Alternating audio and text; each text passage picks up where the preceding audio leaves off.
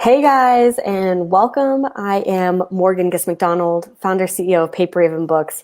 And today I want to share some real conversations with real writers with you guys. And part of this has come about because we did a couple of workshops yesterday that went amazingly well.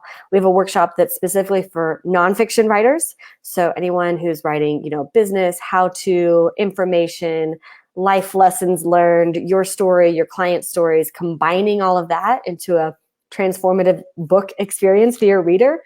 We have a whole workshop just for you, for nonfiction writers. So I posted the link to that replay in the comments, paperravenbooks.com/nonfiction workshop replay. And then we had a workshop that was specifically for people who are writing fiction, like novels. And we would even put memoir in here because memoir is essentially you're the protagonist in your own storyline, right? But you still have to think about character development and plot and sequencing and, high stakes motivations and transformation and all of those things. You're pulling together characters and scenes in a plot line, right? So the fiction workshop also went amazing well. It was an evening. Some of you were stoked because you were actually off work. Other people were like, "Oh, it's the evening. I can't make it." So I have the link to that workshop replay as well. And my intention for coming on live today is because I have a sense from just talking with you guys that many of us not only want to write a book, but we are planning to write a book. It is like in the foreseeable future plans, and I recently did an exercise with my mentor and coaching group that I am a part of. And we laid out, our entire year for 2020. And I know that writing a book is in my plans. Like it is actually one of the, if you follow any of those productivity methods, it's one of my rocks for 2020. And I have goals and sort of tasks associated with getting that done. And the tendency is for us to say, well, I'll worry about that in 2020. But I will tell you, gosh, from being a writing coach for the last 10 years and working with people publishing books for the last 5, what I have been shown, sort of like what's come up for me again and again and again, is that when we know we're planning to do something in the next 6 to 12 months, the time to put the plans, the foundations for the plan is actually now, to start doing that research, to start putting together that outline, to start gathering what you already have and going through it and creating the foundations so that when it's time to execute on that plan to actually get it done, you have everything you need. And so that really is the intention behind me offering for you guys to join us in our book writing courses, because we have a plan for you. We have a plan that has worked not only for me, but for many, dozens of our authors. And the plan works. And if you can start to put the foundations in place now, what you'll find is that when January 2020 rolls around, you're ready. And I would say this also goes for any of you guys who have started and just not been able to finish. Sometimes we do have to go back and revisit that foundational plan. Was it the right book angle? Was it the right concept? Was it the right outline? Was it the right plot? Was there something sort of critical that we missed that makes us keep running into this wall? Can we take a step back, redo the foundations of our plan so that we can move forward much more quickly? I would love to invite you guys to join us in our book writing courses. I will be posting this sort of throughout the day. But if you're writing a nonfiction book, check it out. This is how we write nonfiction books, how we coach people through writing nonfiction books. It's for you at paperravenbooks.com/ready to write. That's for nonfiction books. And then we also have a plan for our fiction writers, paperravenbooks.com/novel blueprint. We're going to be talking much more in depth about both of these ways in which we work with authors, nonfiction side and fiction side, throughout today. So tune in. There will be someone that I'm talking with, casual conversations with real writers right where they are. Some of them are in the first draft phase. Some of them are approaching publishing. Some of them are already published, maybe published a couple of years ago even. And we'll get to see sort of a spectrum of people and how they have approached their writing process, their struggles, their successes, their victories. And I just want you to know that this is doable. This is possible. And I know we have busy lives. I know that, gosh, it's approaching the holiday season. We're like, do we really have time for this? And yet, I want to show you that there are people who are just like you and me who are making this happen. So our very first guest today is Miss Jolie Hamilton. And Jolie, if you are ready, I am going to bring you on. Okay. So, Jolie, thank you so much for joining me this morning. It's nice to talk to you and to see you. I know, it's fun. We do so much interaction, like Facebook and email and whatever. It's so fun to just like have some kind of chat and catch up and just see how life is going. So can you tell us? Yeah, it does move fast. Well, and I love talking with you to other folks because you have, well, an amazing book concept. So we're going to talk about your book. And you have an incredibly busy life.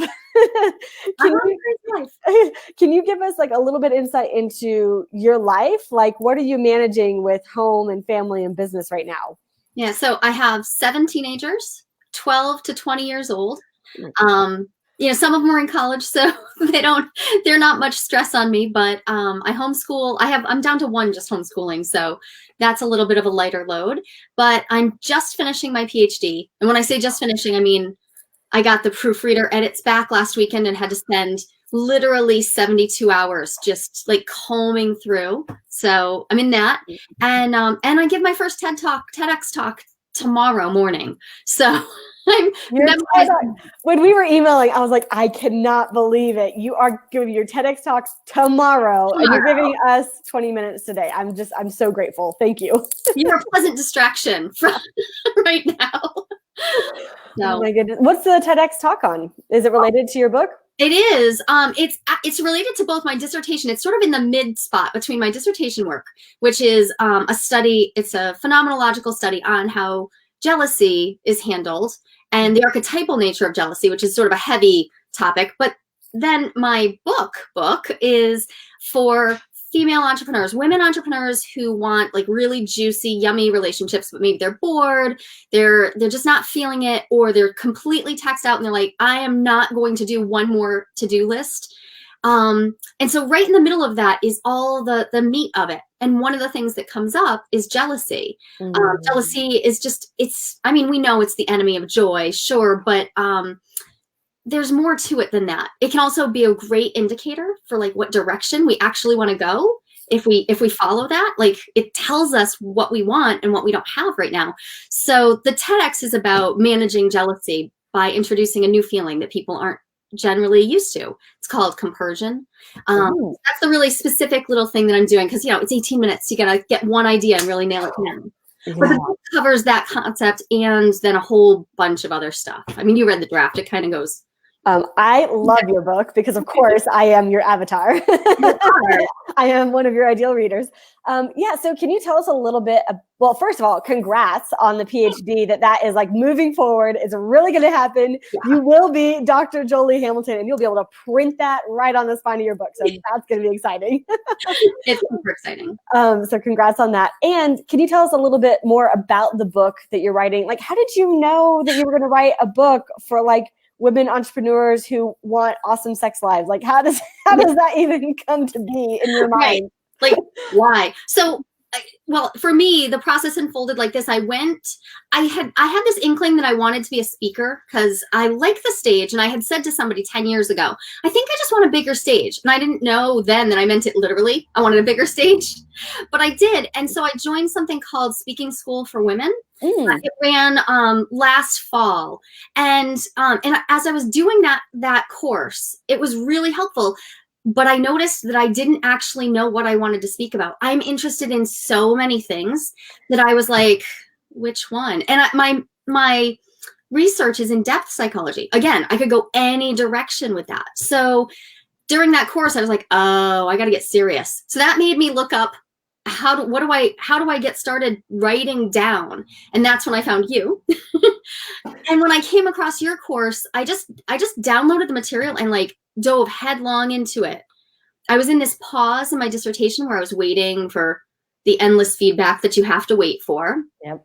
And as I worked through these two courses, so I was doing the speaking school for women and I was doing the ready to write, I was like back and forth, and I thought, oh, I'm an idiot. I know exactly who I need to talk to. Since I was 15 years old, I've always been in business. I've opened 11 businesses over the last 22 years. Yeah. And I tend to be more of a starter, and then I move on. Like I tend to run things for like 4 to 6 years, and then I'm like, I think I'll, transform again. But I love the startup phase. I love it. And I've also, raised children through that, had a first marriage, got a divorce, navigate the whole thing of transforming that, got married again, and wanted to not make the same mistakes, even though we were running a business together. And so that led me to really hone in on exactly who was the right person for me to talk to. I think so many of us want to be the person we wish we'd known back when. So I'm trying to write to that woman that I was 15 years ago, who had an inkling of what she wanted, but I just kept making the same mistakes over and over again. So I wound up getting trained in sexuality studies. So I teach people about how to have romantic and awesome sex lives. Adult sex ed is a real thing. I love that. But then I also bring in, like, how do we uncover all the stuff, all the hidden motivation that we don't know? What's kicking our butts behind the scenes? Because that's the stuff that we just keep making mistakes over and over. And what happened was I was following exactly what you laid out. Like, I followed the steps, but I did it really fast. It could have been a several month process, but I knew I had a really short window of time while my dissertation proposal was being reviewed. So I started on, I think it was December 10th of 2000. What does that make that 17? Yeah. And 17, that long ago? 2017. 2018. 18. I think it was 18. 19 now, right? Yes, I think it was a year ago. I don't even know. Yeah. I know that you have a lot that happens in 1 year. It does. I'm like, I'm pretty sure it was only a year ago. Yeah. So I started then, and 30 days later, I had 45-ish thousand words down on the paper, and the steps you laid out were exactly what I needed. I just needed to remember to just keep going and get it out, and it felt great. That's amazing. That's amazing. Do you remember, if you can kind of like transport yourself back a year, do you remember any of the struggles that you kind of ran into early on, in either right before you started or kind of right around when you started? Do you remember any of those early struggles? Yeah, the first one was huge. It was deciding that it was okay to, and I know you say this over and over again, decide to pick one person, one narrow, like as tiny as I could get it. And I kept finding myself narrowing, and then when I would be describing it to someone, I would open back up, and then I would narrow it again, but then I would open back up. Like I was afraid to say, hey, this is who I'm really for. Yeah. And then everything was diluted. So I had made some attempts to write an outline for the book before that, but they were so broad that I now look at those attempts and I'm like, they just don't really grab you, because you don't know who's supposed to be reading it. Yeah. So that was a huge one. And then the other was, just straight up imposter complex. Just feeling like, who's going to want to listen to me? Why am I the expert for this? So I wrote myself a note, like, why am I?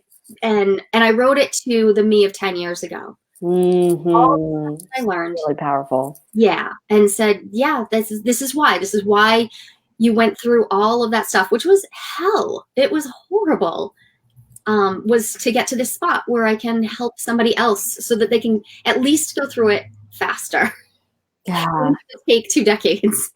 Yeah. And I want to highlight, especially, I want to highlight both actually, of the things that you brought up. One is the outline. Gosh, so many of us, like, we think that like we have to, well, first we spend a lot of time on the outline, right? So we like obsess over like thinking, if I can just nail down the outline, like then I can start moving forward. I think one of the things that changed for you, just from my perspective, was that you were willing to push yourself forward much more quickly, a year ago than you had previously. So Yeah. like just kudos on that. You were like, okay, I'm just going to get it to where I can get it. And then I'm going to just write through. And I remember, I think when I read your draft, I remember I was reading on an airplane and I was like marking it up on my iPad. And I remember commenting to you that I was so glad that you had narrowed down to like women who were just married in a heterosexual relationship. And I was like, I know that was probably awkward for you because you wanted to be more inclusive, but it was like, it felt much more like you were speaking directly to me. And it's like, you know what, and maybe you'll write another book, or maybe someone else will write another book for another segment of the population. But it's like, you just got to speak to who you feel like you're called to speak to right now. And I felt like that really, really came through in that draft that I saw, a while ago. And then the other thing was the imposter syndrome. And it's so funny that like this is what academics struggle with all the time, right? This is what academia does to you. Academia like gives you like imposter syndrome 10x, right? Like it just pounds imposter syndrome into you. But you lived through a divorce and then you're writing about how to have a great sex life. There's probably some part of you that was like, well, this should probably be more credible coming from someone who'd been married for 25 years. But you know what? It's not.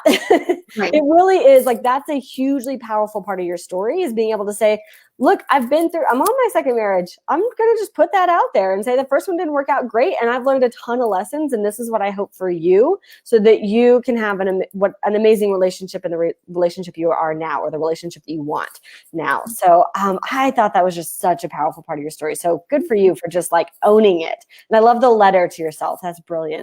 Love it. Yeah.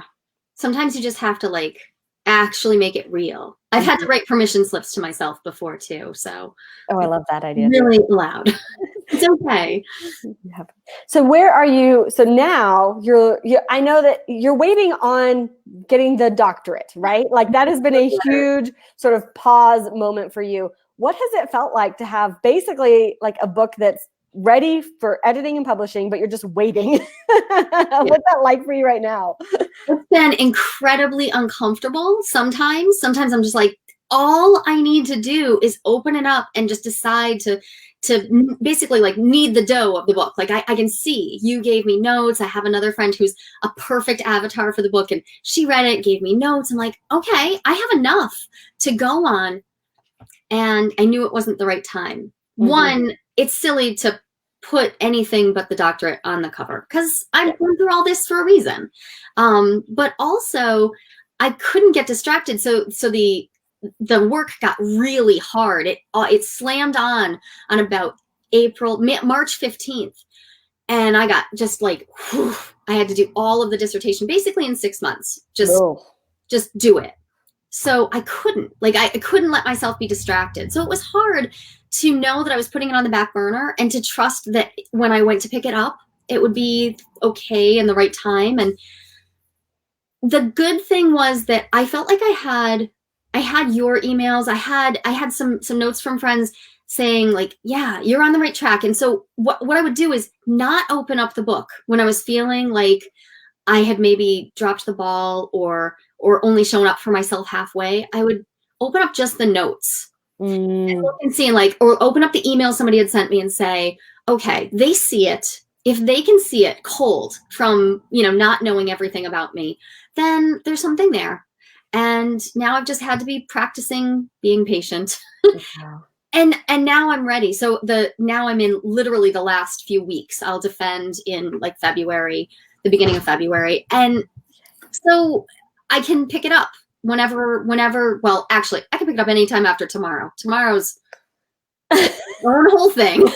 So after that. And last year I did it over the holidays, and that worked really well for me. I have a lot of kids, but I did the writing actually right over the meat of the holidays because honestly, they just want to play, right? So I would write in the morning. I'd get up at like 4:30 in the morning and I'd write. And then by 11 a.m., I was tapped out. I couldn't possibly have written anymore. So I would turn my attention to having family time and doing all the holiday stuff. It was a great schedule because like the kids' school loads were lighter. It was just like kind of a down, like nestling in time. So I was shocked to find that out. And I'm looking forward to the same thing for the editing. Like, yeah, winter is a good time to just let myself go into it. I love that.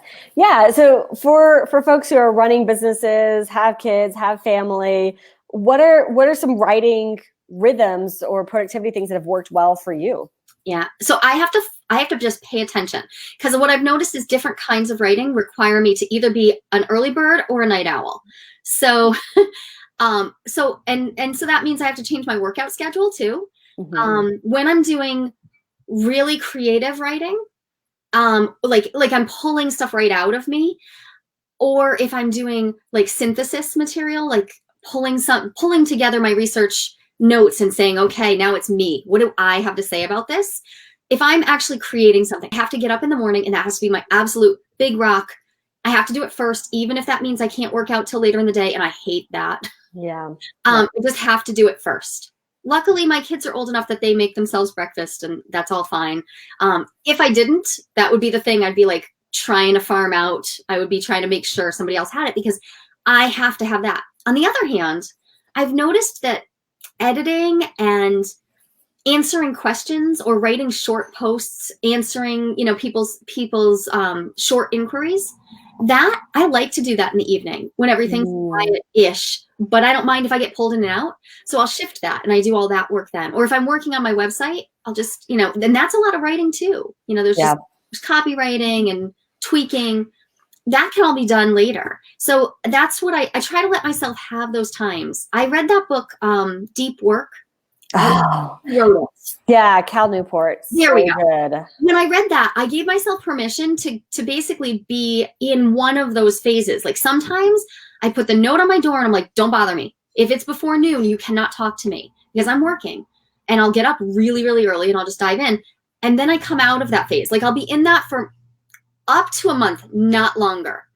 Yeah. And then I come out of that phase. And then I do that, like a sharp rhythm of just like, I work for a little bit and then I'm off, and I work and I'm off. And giving myself permission to be multiple kinds of deep worker was huge. I thought I had to pick one and be that, but I'm not like that in any part of my life. I'm many things. That is such a good point. I mean, and I feel like it's taken me a long time to get to know that about myself as well, is that like once I'm in a project, I am like, I was in a leadership coaching group and we had to like identify the character name of like who we become. I become the absent-minded professor. Yeah. Like I'm in the basement, like creating this thing, and like I cannot be bothered by the outside world. And I felt really bad about that. I'm the type of mom that like I don't mind leaving the cereal bowls out on the table, and like you guys, you can find the cereal, right? Yeah. And even when, gosh, I'm thinking like when I wrote my first book, I had a newborn that I was still nursing, and it was like I would get up with her, nurse her, put it back down, and then put the cereal bowls out for the older kids. It was like it's like maybe I only have an hour and a half, but I am in it. And I love that your story really highlights these seasons. It's like it doesn't have to be for your entire life. Like we can only see the next 30 to 90 days really anyway. So it's like, let this be a 30-day season. Let this be a 2-month season. And just like do whatever you have to do to make it work. And gosh, 4 a.m. to like noon, you get a whole day's worth of writing done. Totally. Yeah. I mean, I was turning out, there would be days where I'd turn out 4,000 words, like quality words. Like, and I'm like, no, that's not just like drafting. Like I'm writing copy that's going to just go all the way through. And it was because I was able to just dive in, and it really helped my partner to feel like they could see the end point. This wasn't forever. I was asking them to step up. So this is one of those times when, it's never 50-50. It's 100-100.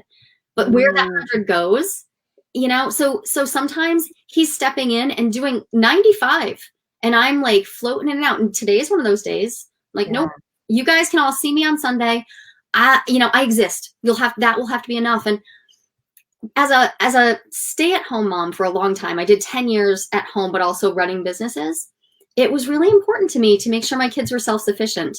And I could have waited on them hand and foot, and it would have felt great.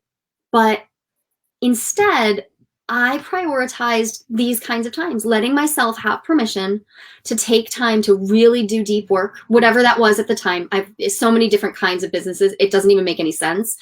But whatever it was, the kids knew it was important to me, which also meant that they did things like every single one of them knew how to do their laundry by the time they were 7 years old. Perfect. Absolutely. Like, so I've never thought about laundry. Never. Like, not since they were babies. And those kinds of things are their moves that give me permission to be a whole person. It's like, it's game changing. You're a whole person and you don't have to choose. You're just prioritizing differently. It's been a great lesson for them. Now that they're old enough so I can get feedback, none of them mind that. None of them hold a grudge because they were doing laundry at 7 and 8 years old. Right. They go off to college and they're like, oh, this is fine. I got it. It's everyone else is having like an existential crisis over how to put dishwasher detergent in. And they're like, dishes, laundry, I got it. right. Laundry, cooking, no problem. And they have this deep respect for what it means to be doing work. So, so they're in finals right now. And I'm like, oh, we're not bothering you either. You're in finals. This is important. So yeah, it's been a family experience, one that I couldn't possibly have understood. But writing requires something different than the other businesses that I've run. Those I could step in and out of a little bit more easily. Writing requires me to go deep and really offer myself up. So I had to draw firmer boundaries. It's been a good experience all around. Yeah, those boundaries, putting a note on the door, letting people know ahead of time. This is my 30-day season. I'm going for it. I'm going hard. You'll see a draft at the end of this. Yeah. Well, maybe we'll show it to them. Maybe we'll have to do revisions before we show it to them. But right. Getting them involved in the vision.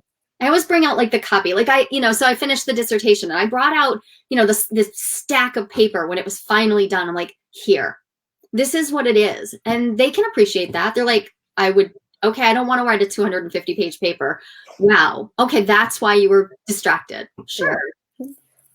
Yeah, there's real tangible effects. And they just listen to the practice of my TED Talk and they're like, oh, it's shocking how little they know about my work. But they don't have to. We don't need them to know. Like, they don't have to know, right? They don't need to know. No, it's funny. I can impress them at the last minute. That's right.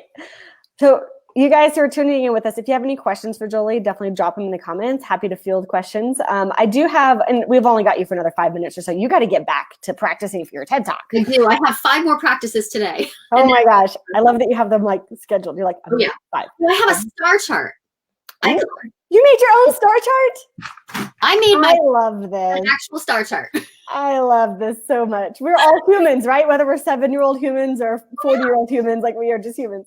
Okay, so what have you been doing to like prepare your platform? So you've mentioned like the speaking, you mentioned the website. Like, what are some of the things that you feel like you've been planting seeds to prepare you to sort of step out more visibly with a message like this? Yeah. So the first thing I did was start practicing that like 1 minute explain to people who I serve, like what I do. That's so hard, isn't it? Hard. Oh, it's so hard. Because like one of my favorite things to do is to work with men, cisgendered, heterosexual men who are dealing with their stuff, but that's not my avatar. So I love working with them and I can still coach them and that's fine. But I need to remember that when I'm talking, when I'm presenting to brand new people, that I'm putting forward this public face that is what I'm going to specifically focus on for the next, say, 3 to 5 years.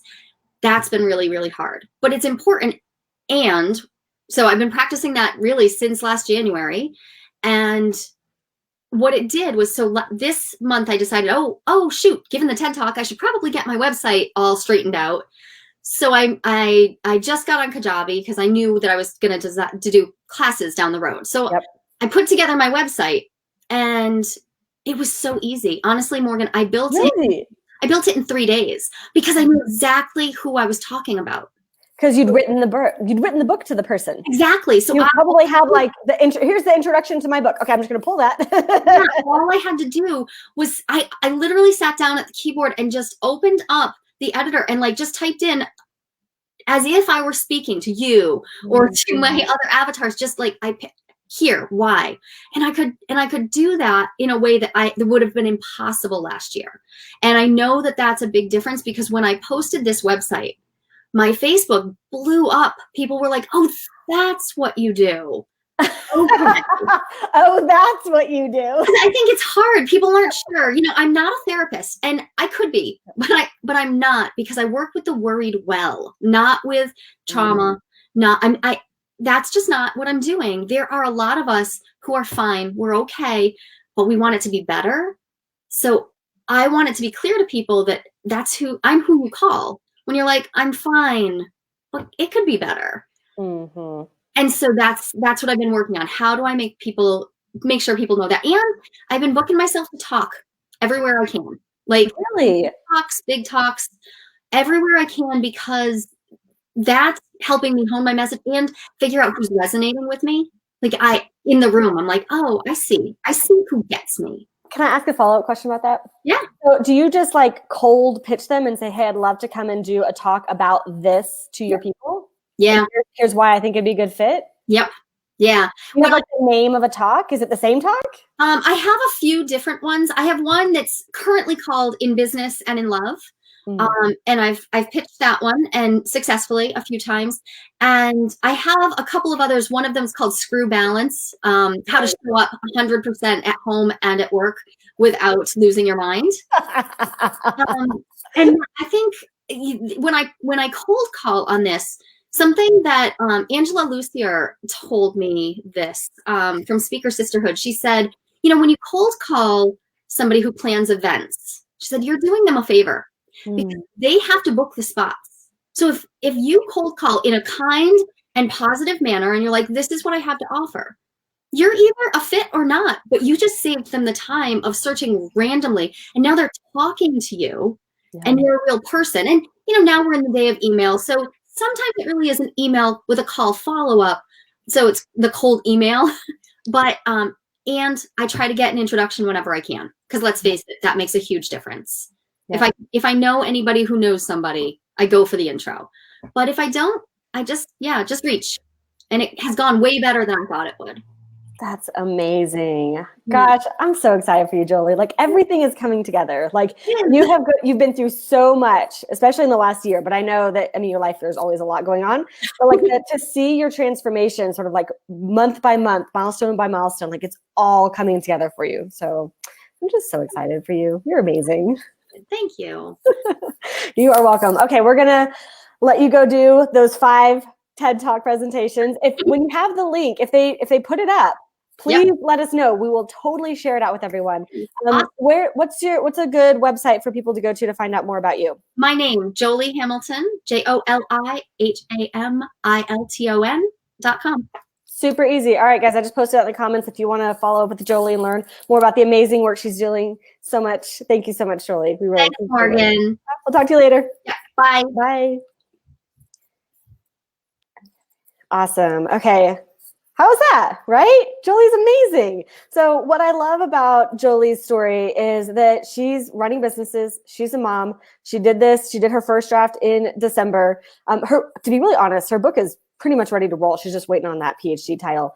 So it'll definitely be out. I think she's already announced this in 2020. But like, it's amazing when you put your focus to it and you can just go into that deep work mode, what you can get done, even in whether it's 30 days, whether it's 90 days, whether it's 120 days, like it doesn't matter.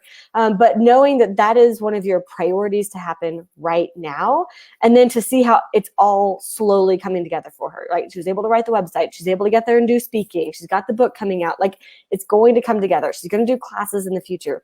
And like, when I had talked to Jolie, a couple of years ago, I guess maybe it was a year and a little bit ago, she didn't have that going for her yet. It was only when she decided, yes, I am going to do this. I'm going to make this a priority, that it started to come to fruition. So I've got Zan on the line and waiting. I just wanted to give you guys those links one more time. So if you're writing a nonfiction book, like what Jolie was describing, where it's information and lessons learned and your story and other people's stories combined together in a way that's going to transform someone else's life, that is our nonfiction book writing course. You can get all the details at paperravenbooks.com/ready-to-write. That is open we are accepting new writers this weekend. This weekend is it. So we have a special offer going on right now for you guys.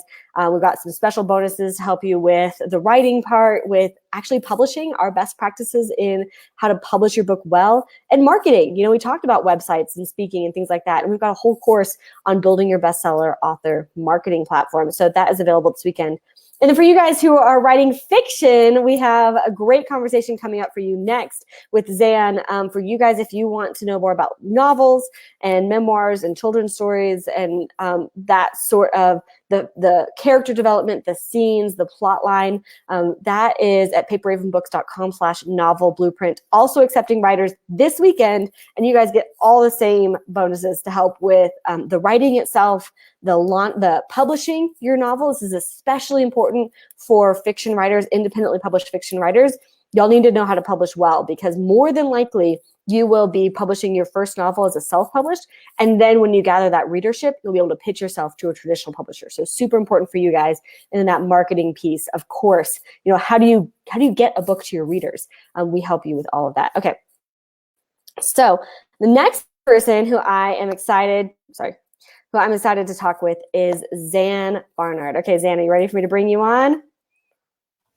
Yep. You are on with me. Thank you so much for coming to chat with me today, Zan. I really appreciate it and it's evening in Spain, isn't it? Or almost? It is. It's 6:30, so. Okay, good. Not quite so late as we usually are trying to get you on the line, especially since you were up super late with us on the workshop last night. So thank you for being here. No problem. Thank you for the invite. Absolutely. So the reason that I wanted us to be able to talk to you today is because I think you are an amazing example of someone who you live this really cool life, right? You're in Spain, you're on a vineyard. We'll talk more about that. And you've had this dream of writing a novel. And I have just seen you dive headfirst and be like, I am doing this. This novel is going to happen. I am leaning into my career as an author. Can you talk to us a little bit about what life looks like for you right now? Where are you and what are you doing most days? Oh, every day is different. My life is different because we made the, lifestyle change. So the plan when we were going to leave the States and come to Spain was not to have the constraints of a schedule. I worked for a startup for 6 years and there wasn't time to follow a dream. There wasn't time to do anything. I was up at 5 o'clock. I worked until sometimes 10 midnight. It was insane. And what did I get from it? I made other people rich, Yep. So the whole point of us making this move was to have more time together, my husband and I.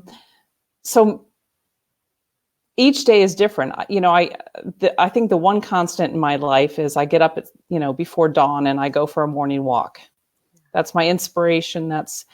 And then I try and write, but sometimes that doesn't happen. Sometimes, oh, gee, we want to go to the beach or we want to go, and we have the freedom to do that. So I find that that's a good thing, but it's also can keep me from doing what, the other things I want to do, like writing. So having too much freedom sometimes is not necessarily plus. Yeah. And I see your blog articles come online. So can you tell us a little bit about what your blog is about? Well, we moved to a little hilltop vineyard in Spain almost 3 years ago. And there's 18 houses in this village, 18 houses in a winery. That's it. It's 1,000 acres.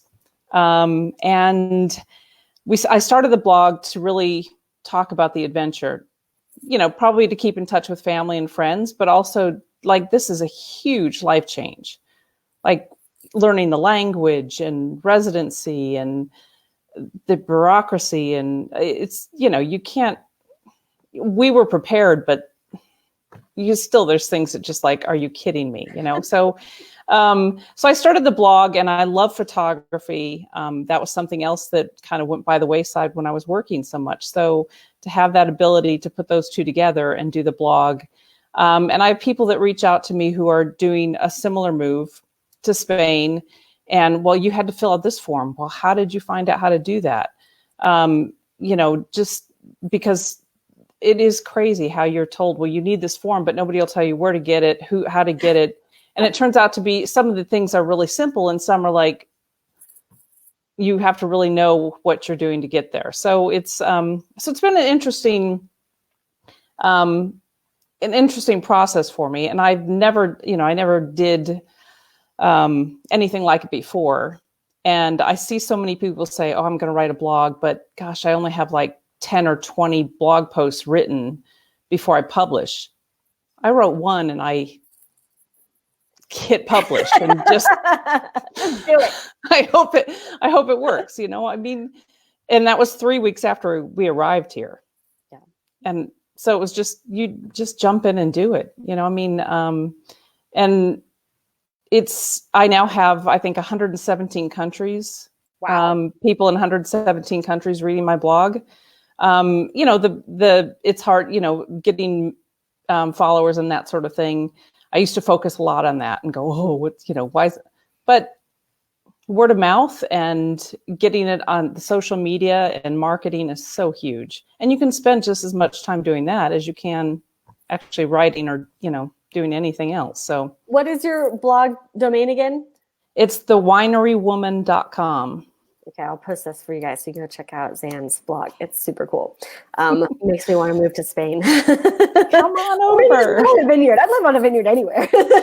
I mean, it is, my husband and I love wine, but it's just how it all happened is just an amazing story. And that was actually the first book that I wanted to write. Interesting. Yeah. So you had maybe the idea for a nonfiction book and the idea for a novel. Do you remember sort of what made you decide to lean towards the novel first? Well, when I got here, you know, as much as I wanted to write a book, and it's something I wanted to do for a long time, I wasn't one of those people who wrote my entire life. You know, I haven't carried a notebook around and written stories. That's not, so I had no idea, you know, I didn't know anything. And so I joined a writers group. I think I found it on Facebook, and there's an English writers group here in town. And I was like, okay, let's, you know, break out of our comfort zone. And so I just wandered into one of the meetings, and they said, okay, we have a different subject every week or every 2 weeks. And we have about 30 minutes writing time. And then you read your story aloud. And I was like, oh, wow. That's not just like, hey, we're going to sit and pretend to write and then we'll sip coffee and then we'll go our way. It's like, oh no, we're going to write and then we're going to share what words came out of us. And they're like, if you're not comfortable with that, but then everybody else did it. So what was I going to go, oh, I'm not going to do it. You know, so and that it's been a huge boost. We published our first collection of short stories last December. Cool. Which was really an exciting thing. I'm now a published author. So it was like, you know, I don't know if publishing my blog isn't an author or not, but whatever. So what's the title of the collection that y'all did? The first one is a working title. And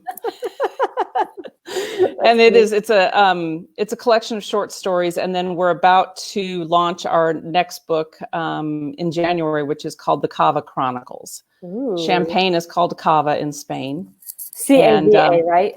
Yep. And we meet every other Friday at a cafe in Sitges, which is on the beach. And we write and we drink Cava, and it's 10 o'clock in the morning, but that's normal here in Spain. Okay, so I am coming to visit you, Zan. We're going to do a Paper Raven Books writing retreat at this vineyard. Like, that is so going to happen. I would love to do that. I would love to do that. We're going to have to get Jennifer in on this. Me and Jennifer, we'll come over. We'll hang out with you guys in Spain. We'll get everyone. Well, when you did the Prophet Canvas thing, that was one of the things I thought of was writing retreats in the vineyard would just be brilliant. Yes. So I'm in. So doing this. Okay. So you've been doing writing, like different types of writing with people in person, with some online things too. Can you tell us a little bit about the novel that you're writing now? Well, I actually wrote a short story for our first book. Okay. And once I finished it and I saw it in a book, I was like, that's the novel. Ooh, and I thought it was the beginning of the novel. But once I started working with you and Jennifer and learning more, the novel blueprint and all that, it actually is probably the last page of the book. Wow. So I started with this and then I went, oh no, that's really where she's come to. I'm writing a, women's, chick lit. So it's, okay, now that's the ending. So I yeah, so I've gone, So now you're like directions. backtracking, like, okay, so if this is going to be the ending, then like, how do we backtrack to where she needs to be at the beginning, knowing that that's where she's going to get? Oh, Right. fascinating. I love Yeah. this. So, and it's about, typical, woman following her dream, which when, we decided to make this move, I had so many friends and family are just like, oh, you're so brave. Yeah. Oh, I can't believe you're going to quit your job and sell everything you own and in 6 months Wow. and buy a one-way ticket and, go to a foreign country. Wow. But since then, 2 friends left that same company that we worked at. One is now following her dream in real estate. Another one's moved to another state to do something else. I have a cousin who finally decided to move to her lake house where she's just been traveling, 4 weeks out of the year. Now she lives there full time because life's too short. If you don't get up and follow your dreams now, that's it. You don't know if you have tomorrow. So you got to be brave and just jump. Yeah. Sounds easy. So true. Yeah. So where are you kind of, have you put together, I know this is all still like kind of new to you. You're earlier on in the process, like when we talked to Jolie earlier, Jolie's pretty much like, she's got her book pretty much ready to go. Yeah. So you're still, you're where Jolie was like a year ago. So like, you're still deep into, okay, what is this novel going to look like? What is this character going to look like? What are some of the things that you like struggled with early on that you've kind of worked through a little bit more now? Well, I think before I did the your free class back in March, I didn't know what a pantser was or a plotter. I didn't know any of that. I just thought that I could sit down. I had this idea and I would just sit down and write a novel. Yeah. And some people do that, which I have a friend in my writers group who he can sit down and do that. He just finished one in NaNoWriMo. And I'm like, I can't do that. So the novel Blueprint, and then Jennifer's new fabulous plug for Eat the Elephant. Eat the Elephant has made me kind of stop sometimes writing and go, wait, you don't know where this is going. So you really need to figure things out before you, because I can waste so much time sitting there going, oh yeah, I've got this. And then no, I don't know what's going to happen next. So that's really been helpful. Yeah, good. So have you backed yourself all the way up to the beginning now? Do you kind of know where the story starts? Oh yeah, I'm going pretty good on the first draft. I mean, I still have a long way to go, but yeah, I've gone back and restarted it. Like, wait, and I think there's a series here. So I have different characters who I've kind of, one's, like I'll be, on my walk or something and I'll be thinking about one of them's going to be a winemaker. And it's like, oh, this would be, so then I'll come home and I'll write, a chapter, just kind of, this is the next series. So I kind of get, sidetracked once in a while, but it helps me in writing the first one because I know where those characters are going to go. Yep. So how much have you written on the first novel so far? Not enough. There's no judgment here. We're all in process, right? I've probably got 25,000 words. Oh, that's a great start. That's probably a third of the book, right? Third or fourth. Yeah. I mean, my biggest problem, even though you guys tell us not to do this, is I edit while I'm writing. It's so hard. Yeah. So, I mean, your boot camps are great because I don't allow myself somehow to do it when we're doing that. But when I sit here down by myself, like today, I was reading back. Okay, well, no, I don't like that. I should. You can't edit a blank page. Just sit down and do it. So when you're not conscious of it and you accidentally slip into the habit, are you writing like a sentence or a paragraph and then going back to edit? Yeah, a paragraph and then going, oh, do I really want it to? No, maybe I should change this one word, or it's stupid. But when we are, because as soon as I show you guys, you're going to go, oh, well, we need to edit this, and that. I mean, Yeah. And I know that. I mean, that but- paragraph might not even make it. Exactly. A character might die way sooner than you think they're going to die. Exactly. So, okay, but when we do the power writing boot camps, this is when we all come together like on Zoom and we set a timer. We're like essentially we're in a co-working space, a virtual co-working space. So when we do that, do you write for the full 25 or 50 minutes, like without editing? Yep. This is fascinating, Zan. I don't know why it's different. How can we get you to just do, maybe you can do like mini power writing sessions, like just set it for like 10 minutes. Well, I did get a little hourglass so that I can start. How many minutes is that time? 30. Oh, perfect. So if you could do an hourglass or a half hourglass without editing, you'll go so much faster. Yeah. And it is one of the things that, Jennifer says in the fiction classes is don't stay out of your story too long. If you don't stay inside your character's head, every time you sit down to write, you have to take time to get back into where it is, which is probably why then at times I'll go back and read stuff and they go, oh, well, I should change that. Yep. But it's the, having that, sitting down on a regular basis and writing it. So, and I don't have you said in the break, whether it was, whether it's 30 days, 90 days, 120, I had, a date that I wanted, but life got in the way. So it's okay if it's, 60 days or 120 it's writing a good book and doing what I want to do. What is something that you've kind of learned in the process that you wish you could kind of go back to your earlier self, maybe a year ago, maybe, yourself 2 years ago, and just like any words of wisdom for that younger version of yourself that you wish you could give yourself? Don't compare yourself to other people. Oh, that's good. I mean, I think when you did with the Write Boldly group, when we started that, there's a tendency to read all the posts from everybody on the Facebook and oh, well, they're this far and oh, they've done this. And it's the same thing with NaNoWriMo. Like, oh, my friend kept going, oh, I've got 4,000 words today. And I'm like, okay, but are they good words? I don't know. Like, is it, so don't compare yourself to anybody. Just start, it's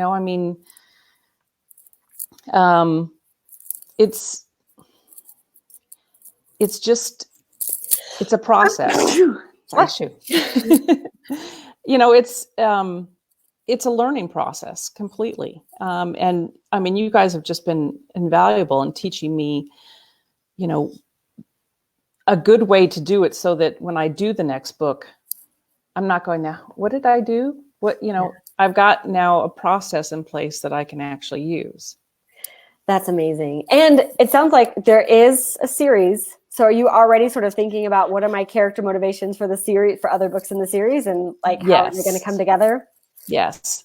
My problem is that I also want to get my nonfiction one written. Oh, so where do I put that in? So can I coach you a little bit live on the spot? Is that okay? Sure, why not? You did not sign up for this. Okay, but this is a huge issue. So I will say this was one of the first things I ran into when I started coming online and talking about writing books on Facebook, is that I thought I was talking just to nonfiction authors. And if you wanted to write a nonfiction book, you want to write a nonfiction book, and you're a totally different person than someone who wants to write a novel. Not true. Not true. Many, many, many people want to write both a nonfiction book and a novel or a series of novels. And it's really tough for us to pick like which one to start with. So, I mean, you already have begun the novel. So I do, we've got a little bit of momentum there.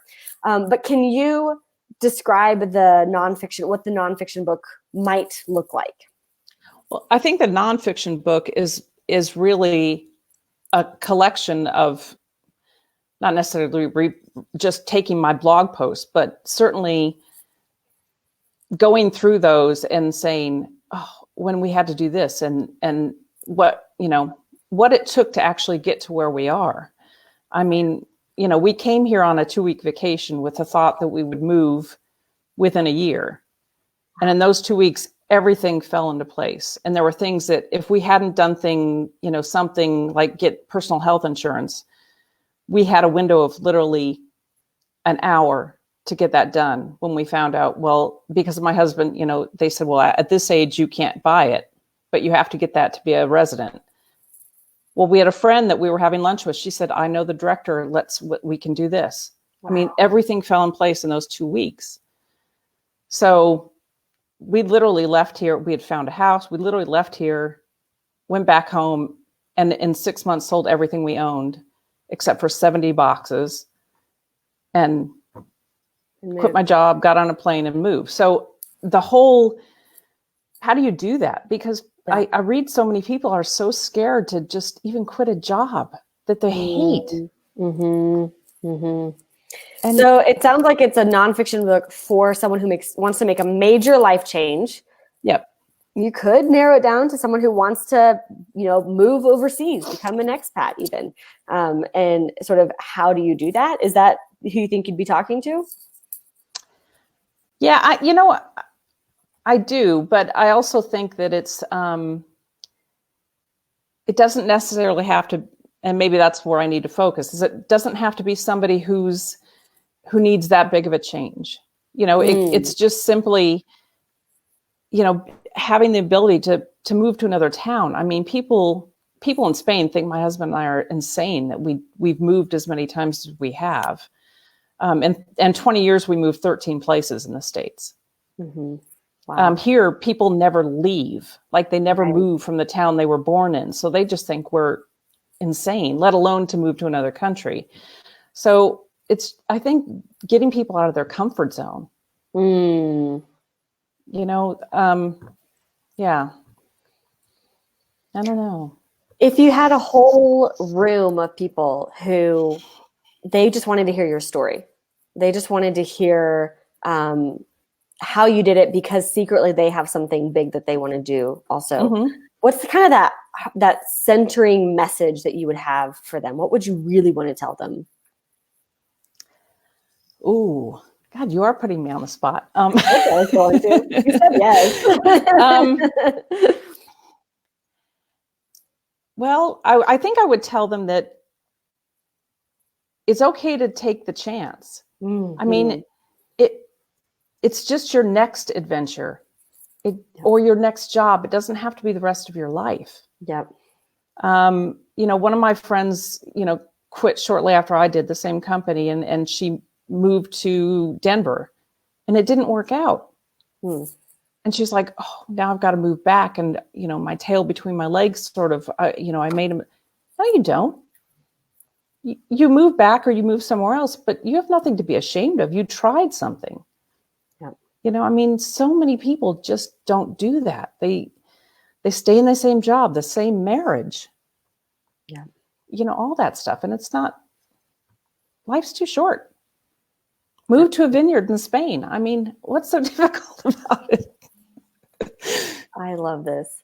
Last question here. And I see we've got our next person who is loaded and she's ready to talk to us about nonfiction and fiction books as well. So this is perfect. Y'all are going to be a perfect back-to-back. Would you want to work with these people in a particular way, or how, beyond the book itself, do you see yourself speaking or helping people to make this kind of transition, or putting on any seminars or retreats, or having people out to your vineyard? I would love to do something like that. I haven't done a lot of speaking, but I think when it's something that I'm passionate about, I have no problem telling, my story to people. And as far as, helping people do things, my cousin actually flew me back to the States from Spain to help her pack up her house and sort through stuff and get her moved from Connecticut to North Carolina. So because I'm able to come in and go, no, you don't need that. No, you don't. Yes. To help people and do that sort of thing. And I'd love to do some kind of, writing retreat up here. I think that would be fabulous. Dreams. Yeah. So when I'm hearing you talk about your nonfiction and your fiction, I really feel like part of the story of the nonfiction is going to be that you completely tried several new things, not just the move, but I think being a fiction writer is going to be part of that story. Mm-hmm. I think putting out a Definitely. novel when it was big and scary and totally out of your comfort zone, I feel like that might actually be part of the nonfiction. Part of it. book. Definitely. So I might encourage you, and really, you got to tune in. You got to feel where your energy and your enthusiasm is. But I'm getting kind of a nudge that maybe the novel is first and that it becomes part of the nonfiction. What do you think? Yeah, I think so too. That's kind of why I kind of steered that way. As much as I want to write the other one, and that was my plan when I moved here, it's really the novel's kind of taken over my head. And I certainly, this move and everything else has played into the characters throughout the book. So there are parts of me and friends and, people I've met along the way that are in there. So. Okay, let's get at least the first novel out. And Yes. then once the first novel's out, we can really decide, okay, are we going to include this in the nonfiction book and start inviting people out to Spain for writing retreats? Or are we going to continue on with the series? Okay, this is going to be fun. And Sounds good. I love that we get to be on the journey with you through all of them. So Yes. you are in our community. We're so excited to be supporting you. And just, thank you, Zan, for coming on today and giving us a peek into your life as you're writing your books. I really appreciate your time. No problem. Thank you. All right. Awesome. Well, we'll see you later, Zan. Okay. Bye-bye. Bye. And we've got Tracy on next. If I can figure out how to, here we go. Oop, there we go. So Tracy, I'm adding you. Hi, Tracy. Yay! That was awesome. So you and I have actually been friends for years, like in real life, before we even started I working know. on your books. And so this is like a catch up for us. We actually haven't talked in a while. So I'm I know. excited. The last time we met was at the Mexican food restaurant before you moved to Colorado. I know. Was that before I moved or before you moved? Both. Before we both moved. Yeah. Can you hear me okay? I'm like all zoned in. Okay. Yes, you are awesome. So I love our story because we actually met in Houston back when we both lived in Houston, Texas, and we were part of a mom's group together. And I said something about books, or I don't remember. We were all like sitting in the circle. Crazy baby period of our life. Everywhere, like in the playroom. Diapers. All the moms are in a circle. And we're just kind of like getting to know each other. And I said something about books. So I was working with people on books. And you like pulled me aside later and you were like, so you work with people on their books? No, you pulled me aside later because you were like, this is the third time you've talked about writing a book. Right. And like, because I was like, I'm chatty Cathy, and I'm like, oh, a book. I've always wanted to write a book. And you're like, by the way, I'm a writing coach. I'm like, what? I didn't know that about you. It was fate that brought us together. It was. And then I continued to harass you. And I'm glad you did. What are your thoughts about this book that you want to write? And I also love your story because you wrote first a nonfiction book and then a novel. And I remember you had both sort of like on the brain, like you were thinking about both. Yeah. And we went to we had a date night. We had babysitters for our kids, and we went to this fancy wine restaurant, drinking wine, talking about books. One of the highlights of my career for sure. And Morgan, I just have to say, you're talking a lot about us, like in these things, but let me just give kudos to Morgan because you're like a dream maker. Like you make things happen, and so like there are not very many people like you in this world that like inspire people and like pull that out of them, because I could still be in this mom group, thing and not have dreamed about what it was like after the diapers and the wipes and the stuff. Like I could have still be there if I hadn't met you. And you are just one of those people that are my bucket fillers. And I'm so proud of you, of what you've accomplished and what you've done. And I'm so proud that I was part of that little guinea pig journey or whatever you want to call it. But I'm so happy to have you like in my realm of friends in life, because you are a dream weaver. Like you make it happen. And there's not a lot of people like you out in the world. So I appreciate you. Thank you, Tracy. Yay! Exactly. No, but I know. Really, it was. I always feel like when we meet people at the right moment, at the right time, whether it's in person or exactly. I'm getting chills. We meet them for a reason. I know. Like you've been a huge part of my journey too. Like, oh my gosh, you too.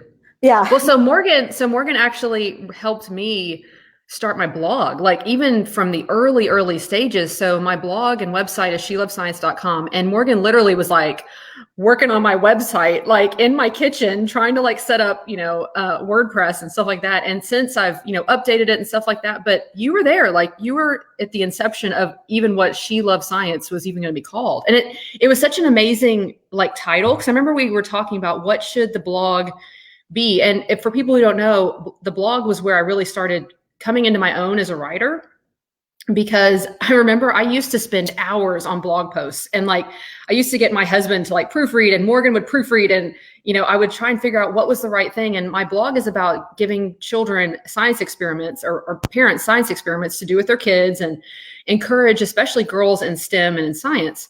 And my oldest daughter Allie is 9 now, so we started that when she was 4.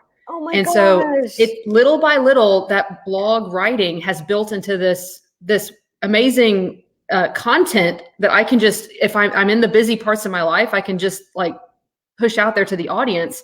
And what's interesting too, is it's become not only my platform for my nonfiction book, but it inspired my fiction book. So just starting that blog was like the faucet. Like you hear about the faucet that turns on, like that was the faucet that turned everything on and like made the writing just start coming.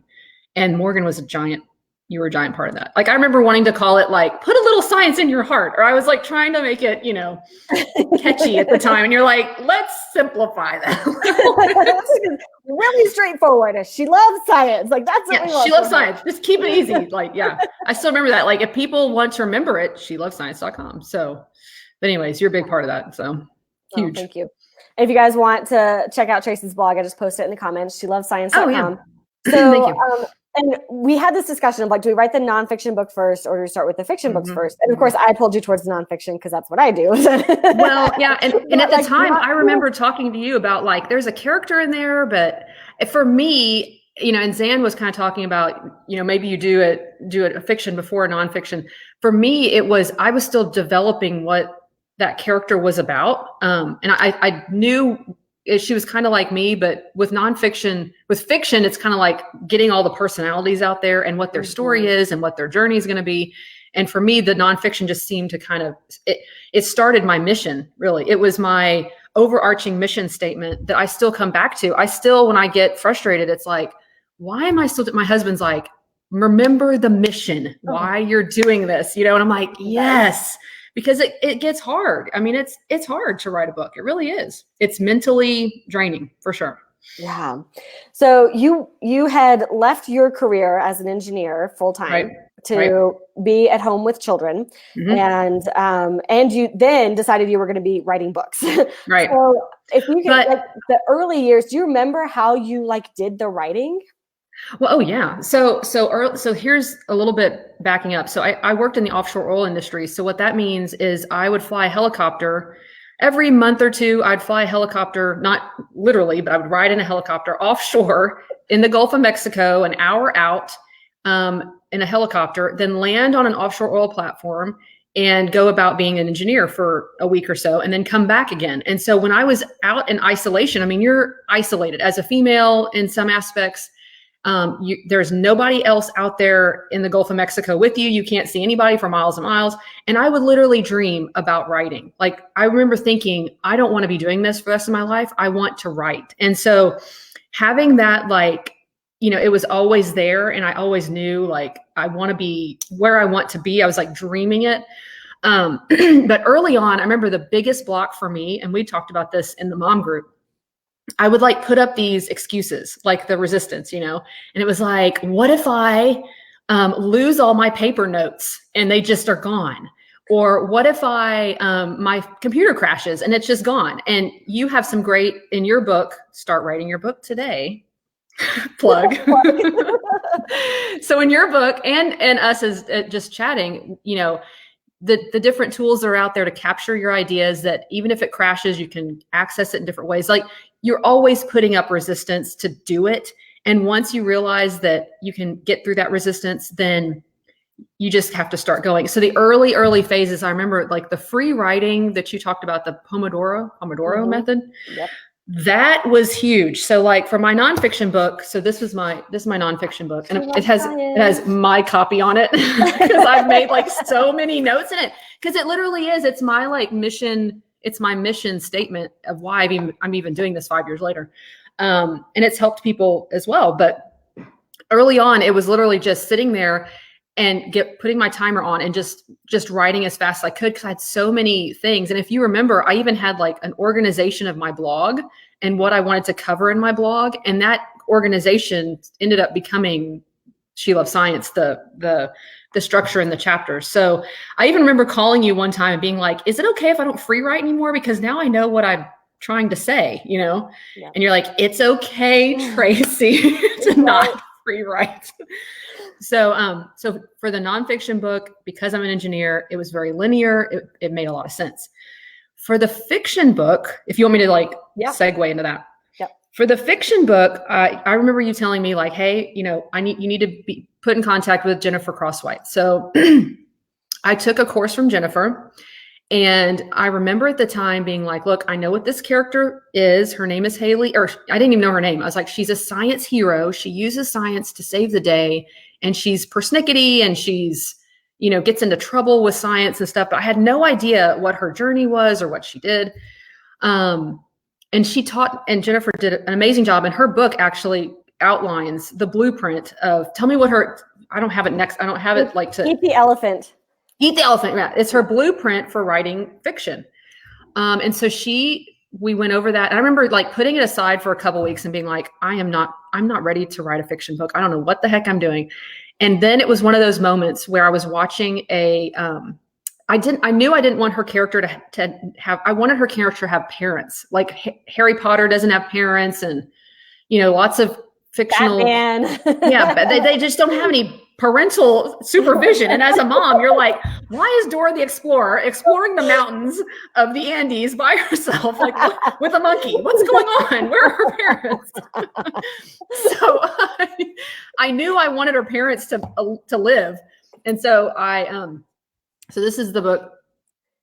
Can you see it? Yep. Haley Harper, Science Girl Extraordinaire, Summer Set in Motion. So the way this came about was I was watching a movie about Parent Trap, like the old one, the Haley Mills one.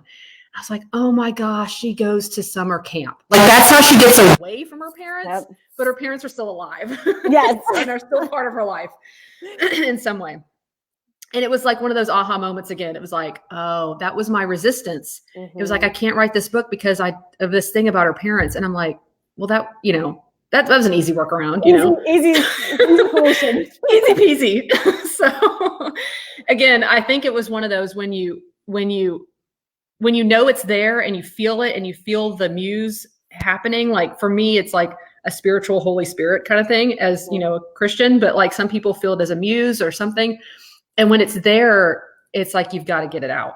Like you've got to get it out. And, so that's the early writing process and the fictional one it's a little bit different than free writing.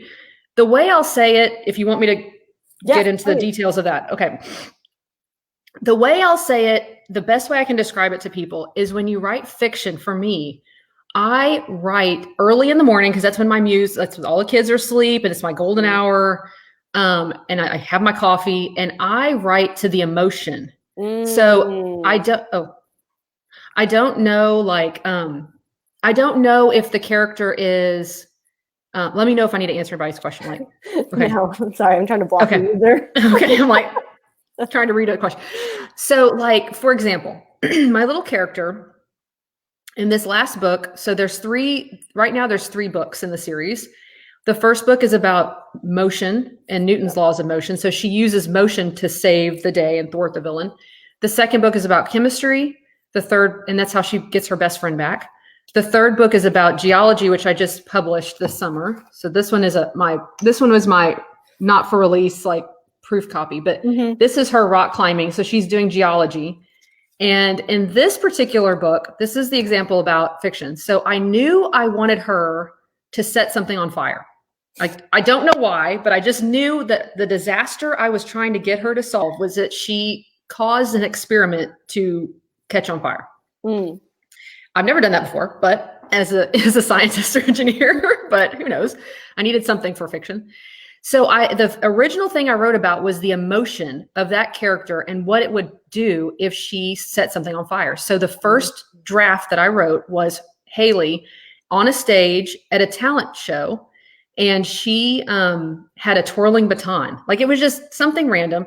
The twirling baton like caught a curtain on fire, and the theater went up in smokes. So that's all I wrote for that first draft, was the way I would feel as that character, putting myself in her view and her point of view, and what it would be like to catch something on fire and how that would make me feel. Okay. Yeah. So then the first draft goes, and I do all that for each scene. I try and get the emotion of what I'm trying to convey, how she deals with that, what she does, and back and forth.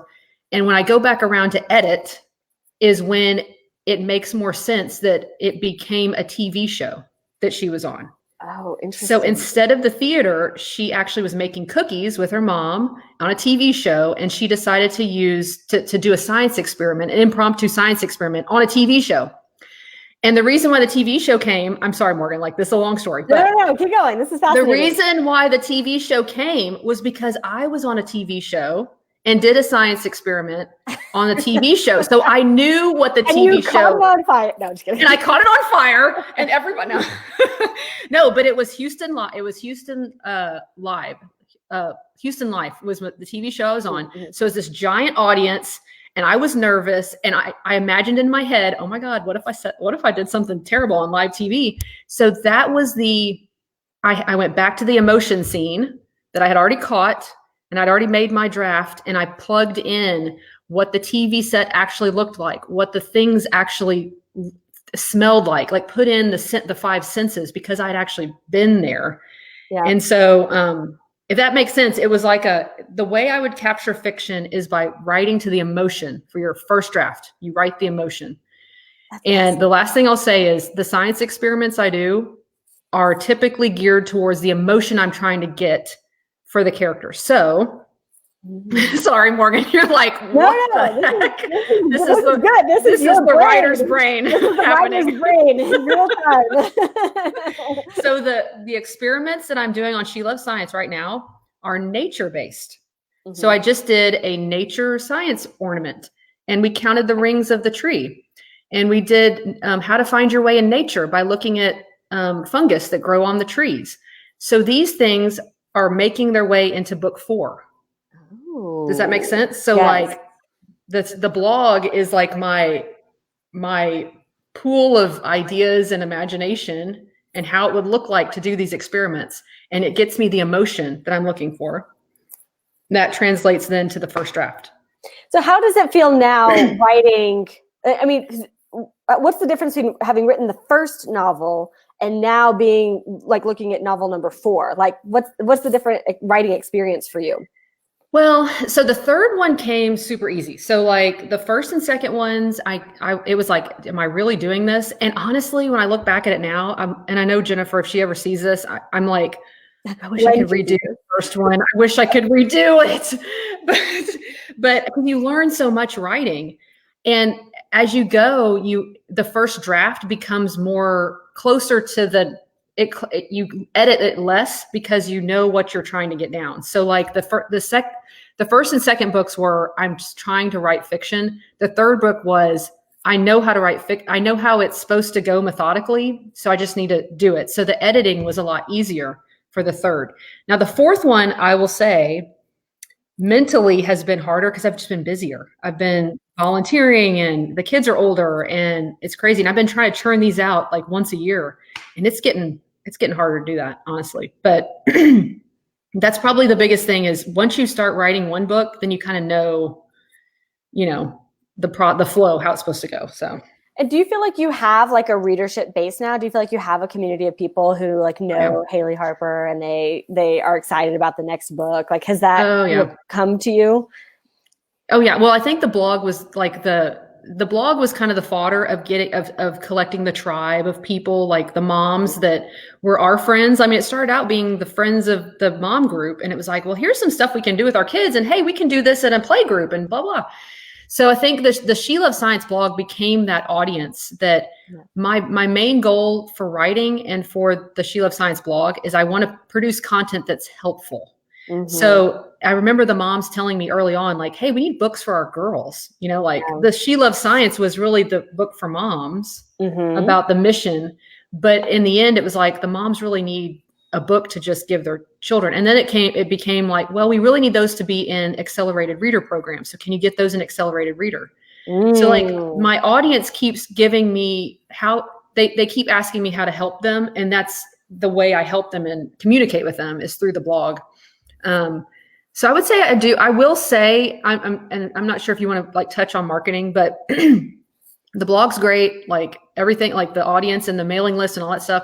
But I'll be honest, not until I started marketing on Amazon, like not until I started Amazon ads, did it really take off. Like seriously, I mean, in December last year, it was like, very small amounts. And now that I have a collection of books plus Amazon ads, it's people can find it now, I guess, in a way. So that aren't part of the She Loves Science community. So what have you noticed, like numbers? Do you feel comfortable sharing the numbers or huge? So like in December, well, I'll just tell you, like last December, I'll tell you. I shouldn't tell you, but I will. No, but like just for an example, in December alone last year, I think I put out a newsletter. I did a science experiment. I kind of like pushed out like, hey, don't forget about my books to buy for Christmas. And I think literally I sold maybe less than 20. Mm-hmm. And I remember looking back and I was like, what the heck? What happened? Like that was 2 books were out there. Mm-hmm. And now it's in the hundreds of just December alone. Nice. So, I mean, we're not even all the way through December yet. And I really think it was Amazon ads. Yep. That's something that we're going to be exploring a lot of in 2020 is how can we use Amazon's and I'm not even utilizing it. You can really go to town on Amazon and spend a lot of time selecting keywords and whatnot, but I kind of have it just on a run and maintain. And that's been huge. That's awesome. Well, we'll bring you in as a case study. Please do. That for our community. Yeah, no, please do. Cause I'm learning as I go, as with all of this. So yeah, I know Jennifer's been diving into it too. So it'd be fun for us to kind of bring that to our office. Well, she was the one that was like, yeah, she's a numbers gal. I mean, I'm the engineer, but I'm like, whoa, she's really got her numbers down. So yeah, it's pretty awesome. Yeah. Cool. Thank you so much, Tracy. Are we done already? I know. Yeah, we have Becca coming up next. Oh man. Let's join Rebecca. Come on, we can join together. Well, thank you for having me. This has been fun. Thank you for coming on. We're going to have a catch-up call sometime soon just to talk about life. But you just continue to amaze me. Like you just like dive head first. You're like, I'm going to make this happen. You went from like a mom's group and maybe I'll do this idea to like the blog, to the first book, to the second book, to the next book, to the next book. And it's like, you just keep putting them out there. And I'm the little engine that could. You're a little engine that could. You're a very cute engine. Oh, thank you. Yeah. Well, hope you have an amazing Christmas and yeah, we'll catch up soon. So yeah, thank you, Tracy. Thanks, all right, talk to you later. Bye. Oh, there it is. Remove. All right. Whew, you guys. This is good, right? We're getting to hear like the inside stories of all these authors who are on totally different parts of their journeys, from like, I'm about to publish a book to, I'm, working on my novel. I still have a nonfiction on the back burner, to I wrote a nonfiction. Now I'm working on novels. And it's like the amazing thing for me about talking to our writing community is always that like wherever we are in the journey, it always feels like, gosh, I can't wait for that next thing around the corner, and just learning to be really patient and present with where we are right now. And I think Becca is actually going to be an amazing conversation to follow up Tracy, because Becca's actually at the beginning of her book. And what I love about Becca's story is that she's writing about a really personal part of her life. And that is its own kind of writing, when we are willing to share and to be vulnerable about something that's very personal to us and is part of our mission. So we heard Tracy talking about her mission, right?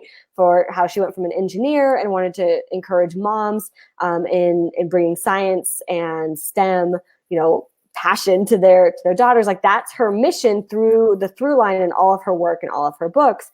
And Becca's actually doing something kind of similar, but at a much earlier stage, right? So What does it feel like when you've tapped into your mission, when you're sharing some vulnerable parts of your story, and you're still in the thick of it? Like, holy smokes, like a lot is happening. I'm doing a lot of writing. It's sort of kind of coming together some days. Like, what does that look like and feel like? And how do we continue to press into the writing, to press into the mission? So Becca, if you, looks like you are ready and waiting for me, so I'm going to add you to our live stream. Hey, Becca, thank you so much for joining me today. Thank you. It's good to be here. And Tracy is a hard act to follow. I learned so much from her. I'm inspired myself by her story. So yeah, that was incredible. Yeah, it's so cool, isn't it? To like see, like we see each other in the Facebook group and on Zoom calls here and there, but like to like actually watch someone sort of telling their story and telling their writing process, I find it really cool too. Yeah. So yes, thank you for sharing your time with us today. And the reason that I especially wanted to talk to you, Becca, is because I think you are in the moment of showing so much bravery, so much courage, so much persistence. And like, this is the messy middle. Like, you're literally in the messy middle and you're willing to like come on and talk, which takes so much courage. So yeah, just thank you. And I'm wondering if you can kind of give us a little insight into like your life and kind of what day-to-day looks like for you currently. Day to day. Well, no 2 days are alike, although I try to make them. But yeah, I'm at the very beginning of the book. And I'm actually, if it weren't for you, Morgan, I probably would have hung up on this book a long time ago. I made so many starts at writing this book, this memoir, and there's been so many reasons to turn away from it. It is just so painful. Since it's a memoir, I've actually gone back and I've been looking at blog posts. I've been looking at journal entries, diary entries to incorporate into the book. And it's quite painful. So, I have my schedule down. I know that some people get up first thing in the morning before dawn, before the kids are awake. That is not me. I wake up and I have to have my coffee. I can't do anything without my coffee and mess with my dog. And I actually, I shower, I get ready, I do my hair. I pretend like I'm actually going out to a real job because I take my writing, I take it seriously. I mean, I don't want to take it to the point where I take the joy out of it, but I do take it seriously in what I'm doing. So I get dressed like I'm preparing for a work day. And so normally I get started writing about 9 o'clock. I mean, from the time I wake up, which is 6:30, yeah, it takes me till 9 o'clock before I write my first words, I know. But, so what I've been doing, and then I've been using, I forget what the method is called, where you work for 25 minutes and then you take a Pomodoro. Mm-hmm. So sometimes that works for me and sometimes it doesn't. Sometimes if I stop, I will lose all momentum. So I just have to keep going. So sometimes I'll do 50 minutes.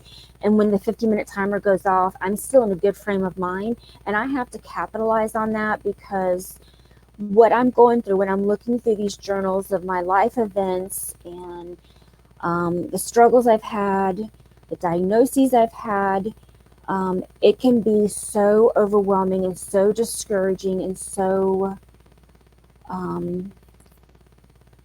it's just really, I don't even know how to put it. It's really discouraging actually to keep going because you just don't want to keep going and reading these sad things. And honestly, I mean, as what I'm reading it's not happy stuff. Yeah. When I write my memoir, there'll be some levity in it, but so far right now, it's not fun. So, I will go as long as I can. And I never go longer than 2 hours. So if I can actually take a 25 to 50-minute session and take it out into 2 hours, then I will do that.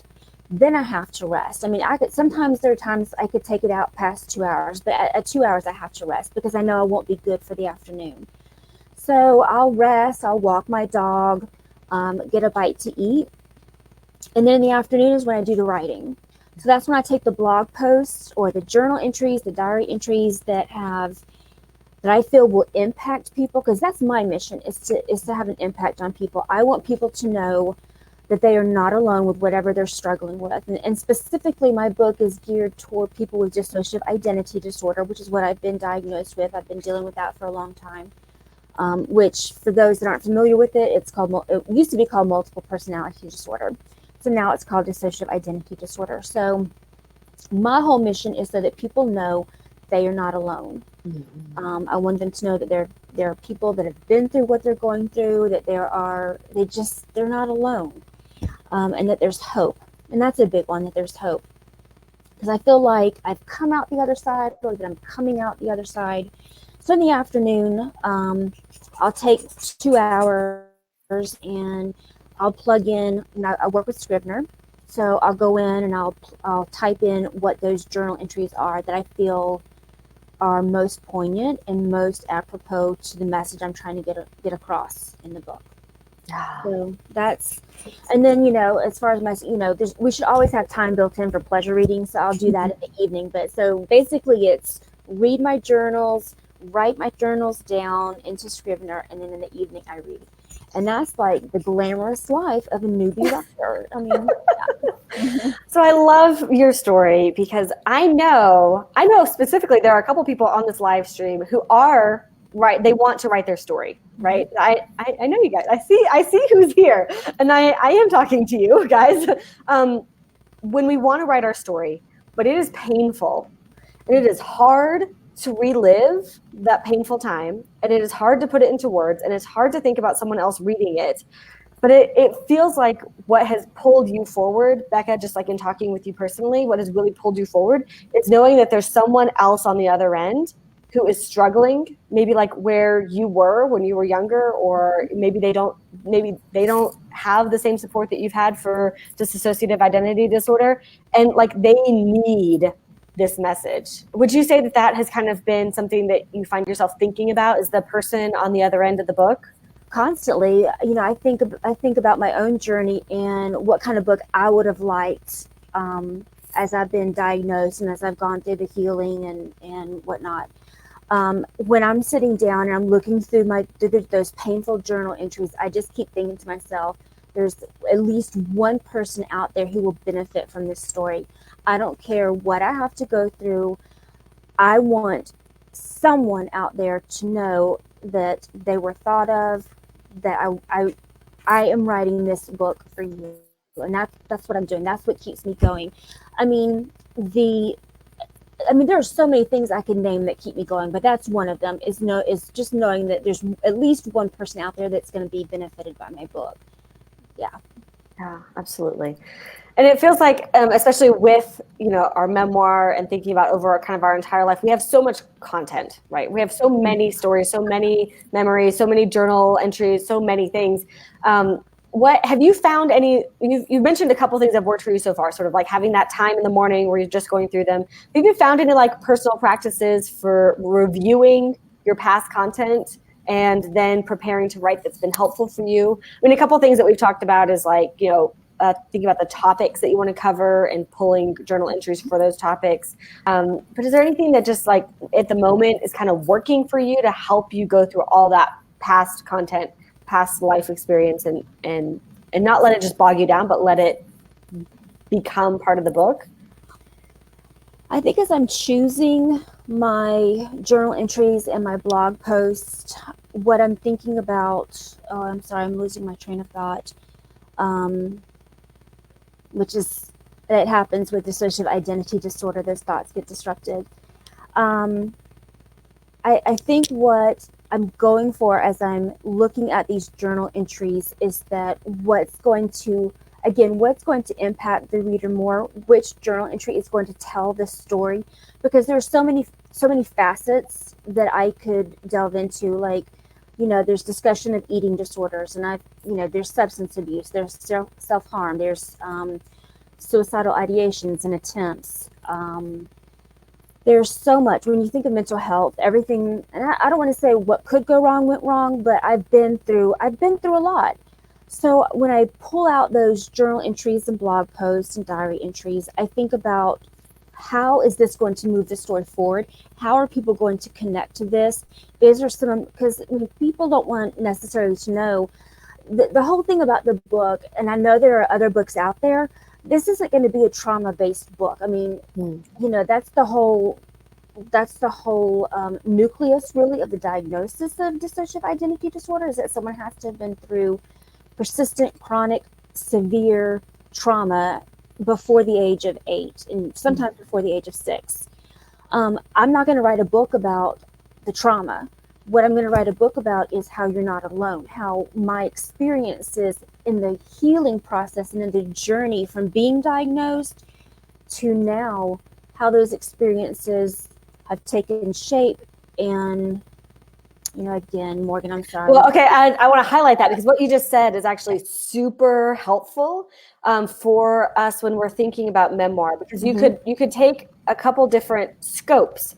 One scope would be, here's my origin story and here's how I got to the diagnosis. You know, and so like the transformation part that you'd be talking about is like beginning and, you know, and then I was diagnosed. What you've kind of chosen to do is to focus more on like, you know, the diagnosis is kind of the beginning. It's that moment in the doctor's office when you're receiving this life-changing like statement, like you have this, and how do you move forward? Like what does it look like? And you said, you know, to heal from that, to be on the journey towards healing.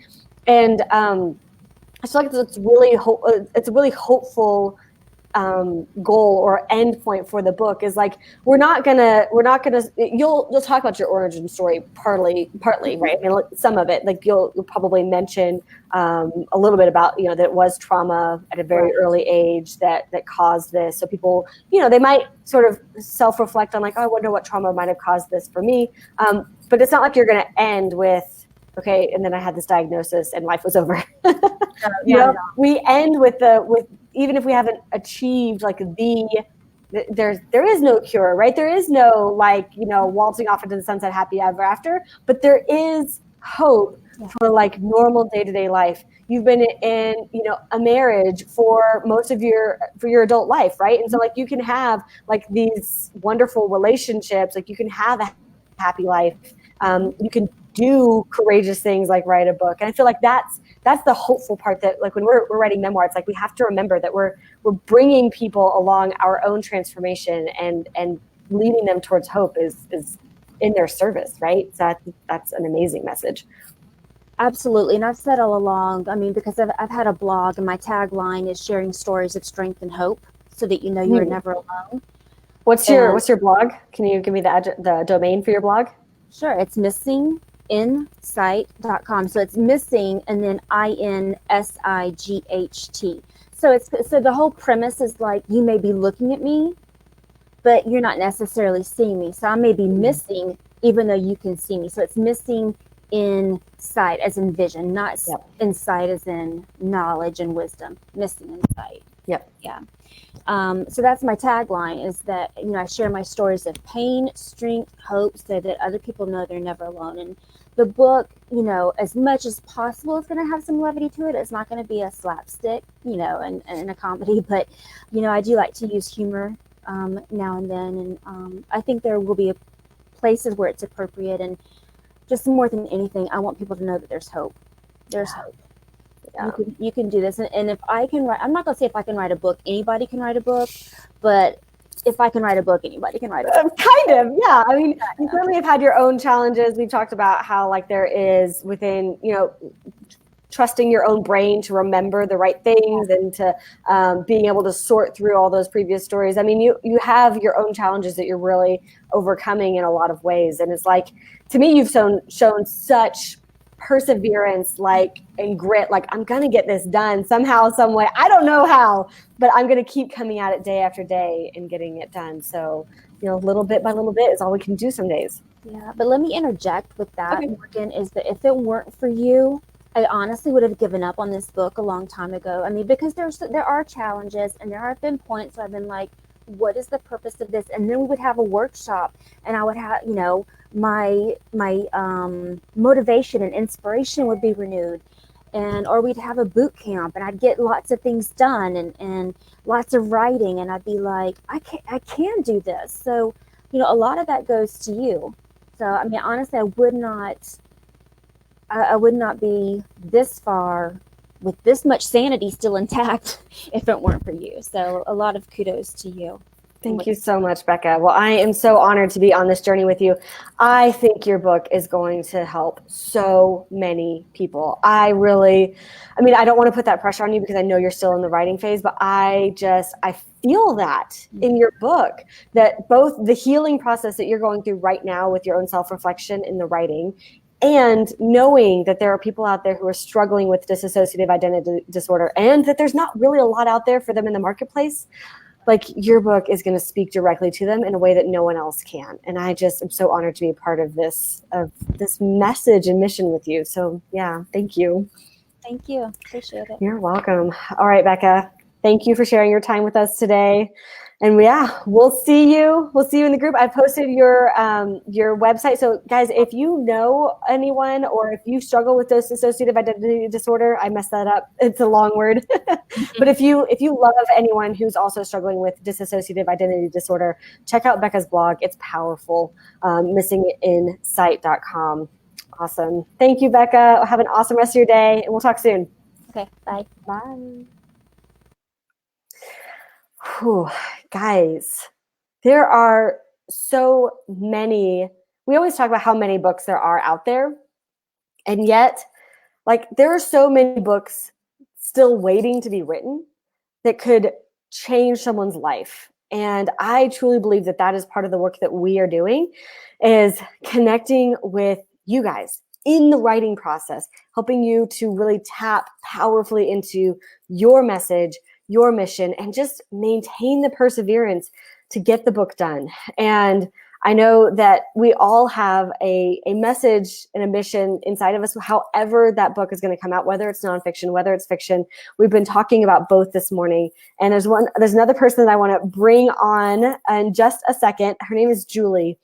Julie is amazing. So Julie is writing novels right now, and she's writing in the fantasy genre, but in a way that's totally new and exciting. And she has a powerful mission behind the writing itself.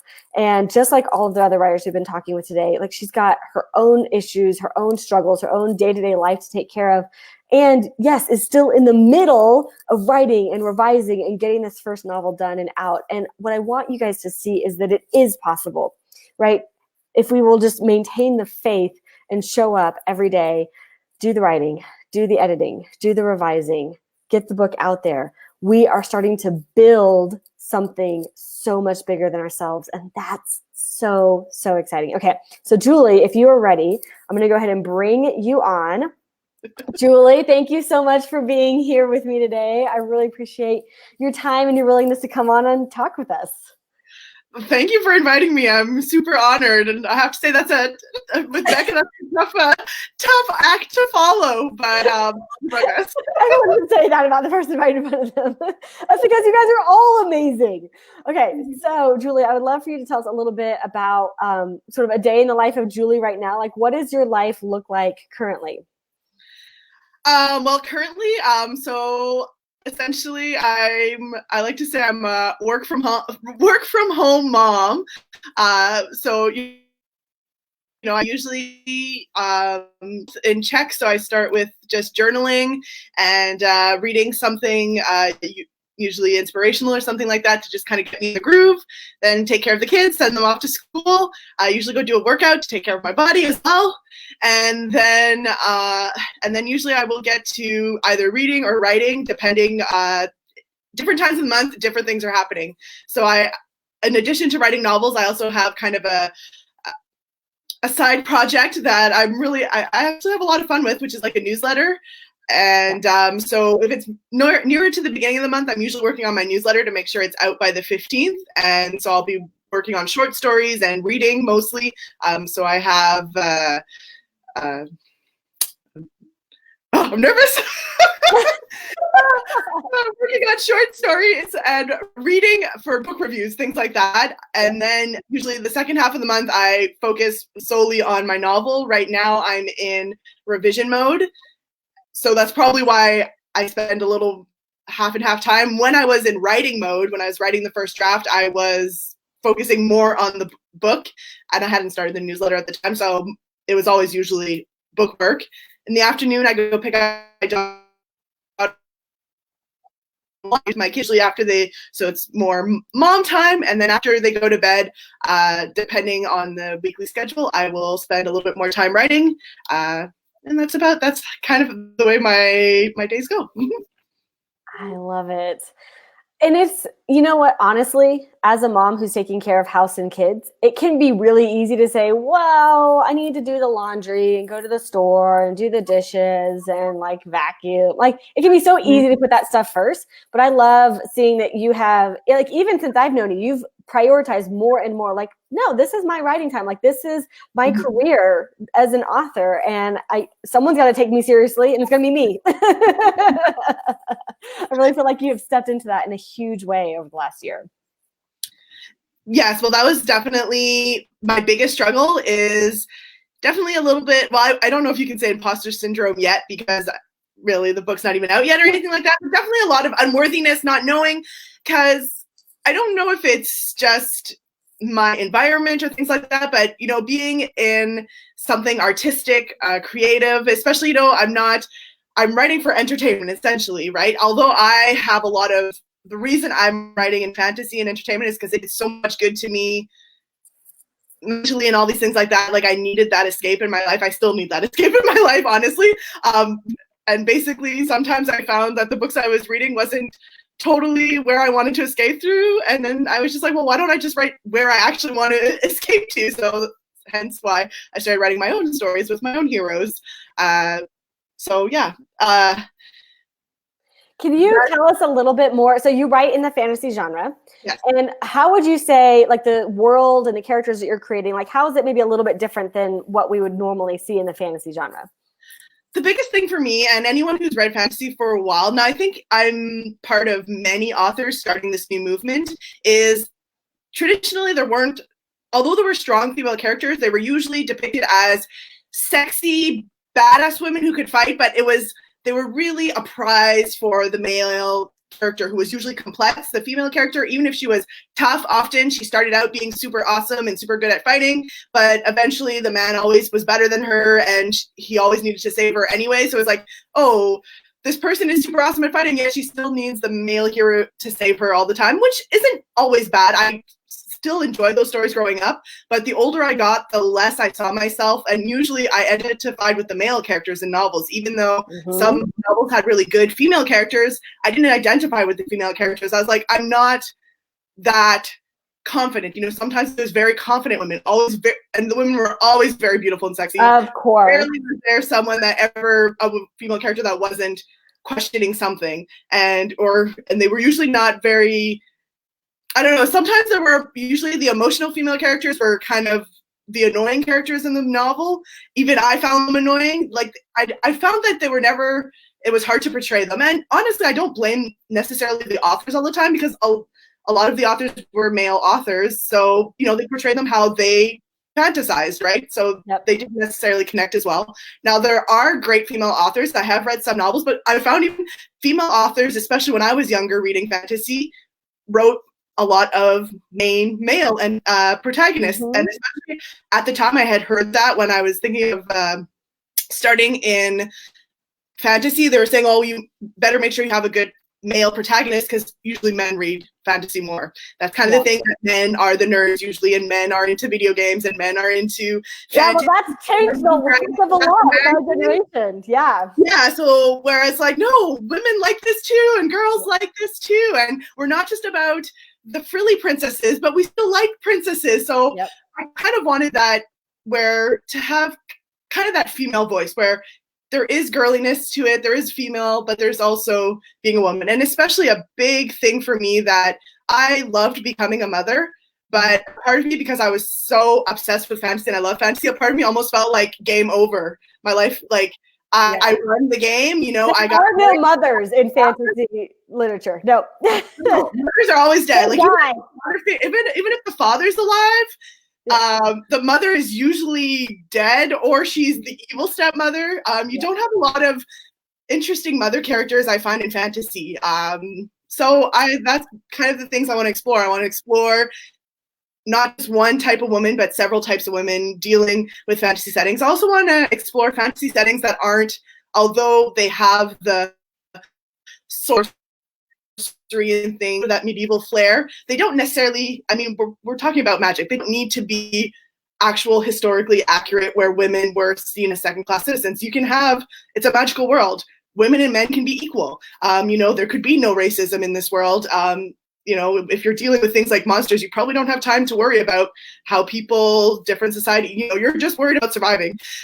So I liked exploring the different aspects of just society, just different aspects of society, being, oh, well, what if this was important in this society, and how would it affect the society? Or, in a world where, let's say, women were naturally stronger in magic, where men are naturally stronger physically, how would that balance out the sexes? Would it make it less, is that a reason that, society would have evolved more evenly in that case and made things different because of that? Or would it have made it, how would these things work? And I just find it so interesting. I always say, why I look at the world and say, why not? Like, I've always been that way. I'll see something and I'll right away, story ideas just pop into my head. I'll see something, I used to take long trips, and when I was young, and I'd look out into the forest and I'd start imagining what secret fairies are hiding in the forest, or that huge mountain, I wonder if a dragon's hidden in there. So it's just the way I look at the world, and I see the what if behind what's there.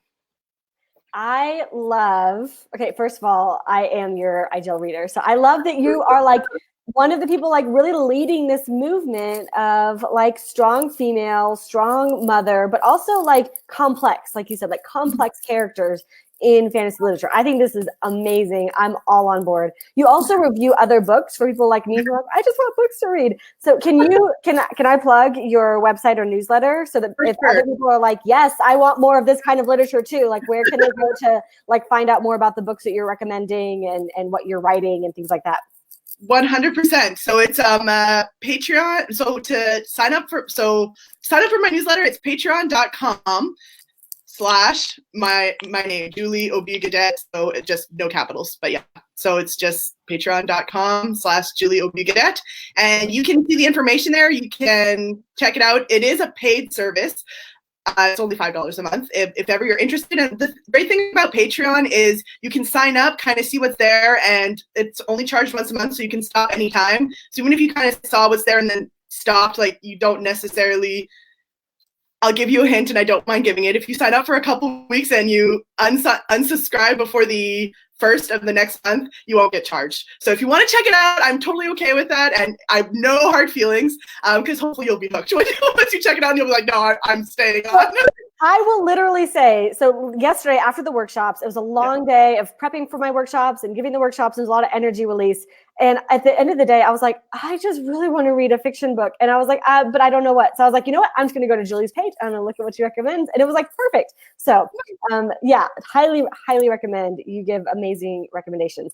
And so this is a cool part of what you're building, right? So you are a world builder in the sense that like you're writing novels with, these complex, awesome female motherly characters, right? Mm-hmm. And you're also, as you said, there's like a movement. There's a group of people who want to see more of this, and you're building out kind of not only an audience but really a business around this. Can you talk a little bit about what it has felt like for you to be still writing that first novel or revising it? It's coming out. 2020 is the year that Julie Aubu-Gaudet debuts her novel. And at the same time, you've been taking massive steps to really build up that readership and kind of the business around it. Can you talk to us, like, how has that felt to you? Has that been scary? Has it felt like a little bit like a natural progression? Like, what's that experience been like for you?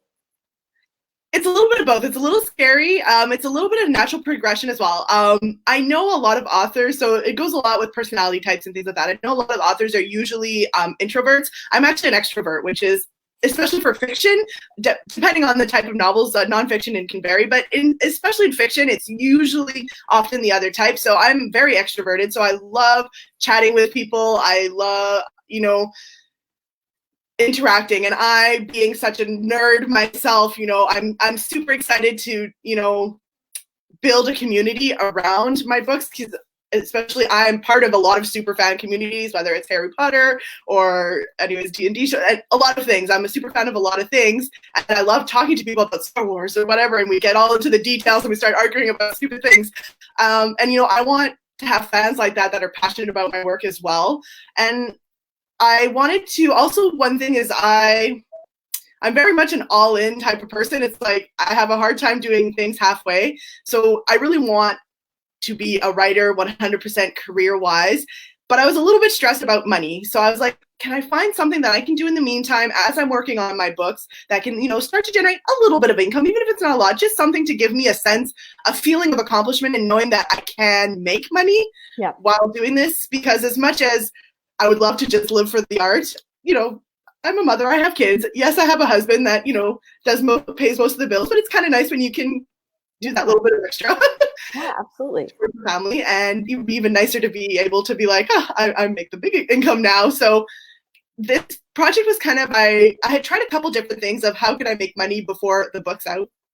But this one I really enjoyed because I enjoyed the being on a monthly basis, connecting with people. I liked the fact that I could flex my creative muscles once a month with the show. Like, I'm super in December. I'm writing a story that I have not seen a lot of, which is a Christmas story that's not a romance for adults. Because usually Christmas stories are either or they are romance or mystery novels, right? Yeah. So it's either like a murder during Christmas time or it's a romance during Christmas time, which is fantastic. But since those aren't my genres, I like mystery, but I was like, well, why not a fantasy story, but more adult? It doesn't have to be geared towards kids. Santa's elves. There's all sorts of directions it could go. So I'm super excited to flex these creative muscles and to just have these like kind of short snippets. And especially that, I like creating complex characters. So even if it's a short story, the characters can have more adventures. Like last month it was sci-fi, and I really loved the captain character I had created, and I really love her character. And of course, if you think episode wise in sci-fi series, of course they have one adventure in the short story, but there's always more adventures to come. So it's something you can go back to the same characters, and eventually they could evolve into becoming their own novels. But it just kind of helps me dip my toes sometimes in different genres as well, because my main focus is fantasy, but I love sci-fi as well. So it helps me dip my toe a little bit, kind of test the waters and see. And yeah, up to now I've had good reception, and I'm slowly building it out. But like I say, it's a little scary because you are putting yourself out there, and especially now where it's a paid service and you want to make sure I'm giving quality because, people are paying for this.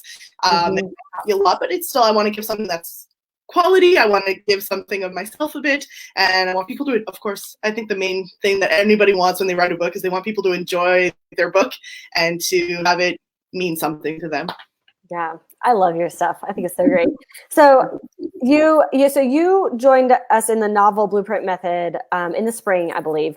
So you'd already been writing. I mean, You've been writing for a long time, right? Oh yes, I've written. I wrote one full. It was novella length when I had written it, but it was a young adult story, and I might get back to it one day. But it was just kind of, I just wrote it to say that I wrote it, and it was definitely very choppy, but it was cute. It was a cute little story, and writing has always been, I've always known it was I was meant to do, but I was always scared to go for it because I'm so terrified of it being this big joke from the universe where this thing I want to do most is the thing I'm terrible at or something. So I have a lot of self-esteem things that I work through, but they just feed your complex characters. That's all.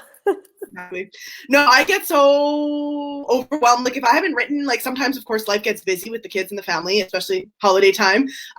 If I haven't written for a couple weeks, I will start to get insomnia because I have too many ideas in my head. So I had started, since I've never stopped writing, because whenever I would go a couple months without writing, and then I'd have to write at least a paragraph down of a scene or something because the scene would keep playing in my head, and it was like it needed to get out of my head. So I've been writing little scenes, little snippets, little story ideas in a journal, whether I ever use any of them, and they've just evolved. Like this idea for this story was actually came from the song. It's the most ridiculous thing ever, but the song S&M by Rihanna and Britney Spears. I just really like the beat to it, and it just made me think of a particular scene, and that scene just stuck with me. And then I was just like, well, why is this character in the scene? And then it was like, well, what's the story behind the scene? And it just, I kept seeing, and then there was the one name that just kept popping in my head for this character, and everything came from there. And little by little I built, and sometimes it was other story ideas. I was like, no, this works for this character after all. Yeah. And it kind of became this whole thing. But I just always, like I said, it's a need for me. It's not just I love to write. It's if I don't write, I cannot function. Yes. Well, I think a lot, particularly when we're trying to write a novel, like I hear people talk about like a dream that just kept reoccurring for them, or like hearing a song or seeing, like even watching, really great TV shows, things like that would just like pop this moment in their mind and like that would make a great story. How did you move through, because you're in revision mode now, but so you've written that first draft. What was it like for you, sort of like, developing those characters, putting those scenes together? What helped you really kind of like, did you have, did you do kind of a blueprint or outline kind of thing to keep you organized? What was that initial writing process like for you? So the first things I did is the scenes that were, because originally I knew this was the story. It was speaking to me. I knew this is the story I wanted to write. I had a couple idea of characters that had just continued on in my head, and I had written a couple notes here and there. But I was having a hard time starting at the beginning. I was like, I know this scene that's stuck in my head is not going to be the beginning. So the first thing I did was I was like, you know what? I'm just going to write this scene down to just kind of be able to. So I wrote that scene down, and I was so excited about the scene, and there were so many things in there. I was like, oh yes, this is it. And then once it was out, then I could focus on, then I did a little bit more of a blueprint. So essentially I started with a little bit of free writing. And in this case, it was writing that particular scene. And then I did a little bit of just, quick little things about, I kind of wrote down each character that I was thinking. Some of them didn't even have names at the time. I was like, I can put the name in later. And then I was just putting in a little bit of information, a little bit of, okay, what do I think their backstory were going to be? But it was really close to Jennifer's blueprints. I don't know if I happened to have seen Jennifer's blueprint at some time and then I had copied it, like had done it in the same way, or if it's just another story structure that was very similar. But I wrote like, what's the inciting incident, Act 1, Act 2, Act 3, and I had kind of given myself a little brief outline of where I wanted the story to go, where I wanted it to start, where I wanted it to go. And then I just went from there, and the beginning's fairly similar to what I wrote down, but actually the last 2 acts completely changed as I wrote. Because literally, and I've heard authors say this before, I'm like, well, it's coming from your own head. You're the one deciding this, but really, it's like the characters take a life of their own. And I'm like, you know what? No, they wouldn't do that. And it's actually, and I don't know if it's because I struggled when I first started, I just had this nice lighthearted idea of fantasy. There was definitely some struggle, but it was, it was really more just the heroes, this really nice, sweet hero's journey. But as I wrote, I think I was struggling with depression, anxiety, and stuff like that. The story actually gets darker than I expected, because there's a lot of things I was like, well, this will happen and it'll be nice. And I was like, no, what? No, I'm going to destroy this character. Bad things are going to happen to this character because he needs to grow more. I was like, and this is too easy. And it makes such a more compelling story, because at first it was a cute story and it was a great idea, but everything was too easy. Now there's a lot more struggle, there's a lot more growing from the characters. Some characters seem to go backwards in their growing, but this is a fantasy novel, and most fantasy novels develop into series because there's so much to explore when you're creating a new world. So this is a series. So although the first novel destroys some of the characters in the way that they kind of go in a backwards arc, it sets them up to go into a greater, deeper arc. It's kind of breaking them down to build them back up again. So it's very interesting. It's how it changed from my original. But yeah, I did start with a blueprint just to kind of get an idea where I was going. And I've actually talked about this with Jennifer, and she said it's very common. She says the blueprint is just to, like you say, it's to avoid the writer's block. It's to know where you're going next. It's to just give you a roadmap as you write, so that you're not chaotically all over the place. But it just gives you a map of the path you want to walk, but you might find a little curve and it might swirl and things like that, and that's okay. But if you don't have some sort of a path, that's when your story, all of a sudden there's plot holes and there's things that don't make sense anymore, and you're like, well, it feels, I've read stories like this before where it feels like, okay, the author just made this happen. It doesn't feel like it was organic. It's like, okay, the author just made this thing happen. It's so random. It does not make sense. It's just the author decided, oh, well, I guess this character all of a sudden has this ability. That's why they were able to get out of things. You're like, they feel kind of cheated. So where this feels more when you have a bit of a plan, it feels more organic. It feels like, oh, the story just happened instead of forcing issue. So you're like, oh, I hit a wall. Let me do something contrived to pull us out to keep going. Yep. Yeah. So if you could kind of go back to your like the previous version of yourself, maybe like a few years ago when you were just like still kind of like daydreaming, like maybe someday I'll actually find a novel that I'm going to write. Maybe someday I'll actually, start a little business around this. Like if you could go back to that version of yourself and give yourself like any sort of wisdom or advice, like what might you say to that younger version of yourself? Just write. Honestly, don't be, because the thing is I worry so much about everything else after, like, I didn't even have a book written yet, and I was already like, oh, what if it's terrible? What if it's not good? What if I can't? At the time, I didn't know about self-publishing really, so I was like, so I was still thinking traditional publishing at the time. So I was like, what if no traditional publisher wants to publish me? What if what if everyone says my book's terrible? What if, I had all these what ifs, and I was like, I didn't even have a book at the time. So just write was essentially would be the biggest thing I tell myself.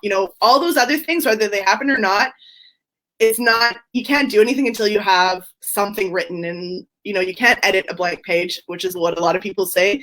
And some people feel like the editing process, oh no, not editing. But honestly, I was so surprised at how much I'm enjoying it, because I'm taking this good story this baby I created, and I'm making it better. It's like the baby is now growing up and becoming this beautiful thing in maturity. So it is actually amazing to see that, something that is, oh, it's okay, is now, wow, like, and there's certain scenes that surprise me at how good they are. And there's certain scenes that I'm like, I must have been drunk that day. I don't even know why.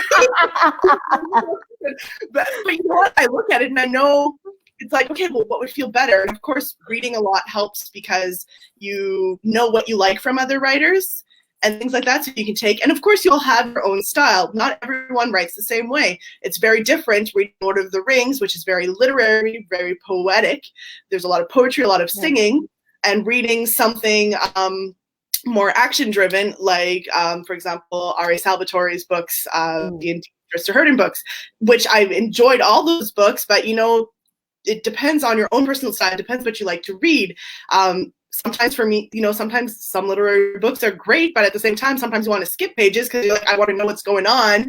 This poetry is beautiful, but what's actually happening? Like, but some people really love the poetry, and sometimes it's like, well, okay, things are going too fast. So there'll be some people who will love your books, and there's some people who won't, just because people have so many different styles. Like, someone could write the best romance book that has ever been written in life, and it still wouldn't be my favorite book. Doesn't mean I wouldn't enjoy it, but it wouldn't be my favorite book because it's not a style that speaks to me as well. And that's not because the writer is a terrible writer, it's because I just have everybody has their own preferences. So it's to not worry about it and to write, and especially having the support system, and investing in yourself, because you know it in your heart. I always was like, well, this is my dream, but maybe I'm like being too, I've always been a dreamer. Maybe I'm too heads in the clouds and things like that. And, only the special people make it big in these things.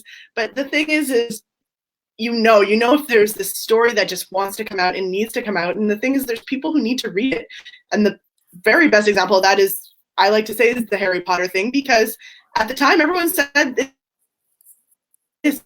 gonna be, nobody wants to read magic and stuff. That's so, no one likes those types of books anymore. And kids nowadays don't read books. They're getting into TV shows and stuff like that. No kid's gonna want to read these fantasy books, but it came because they did want that.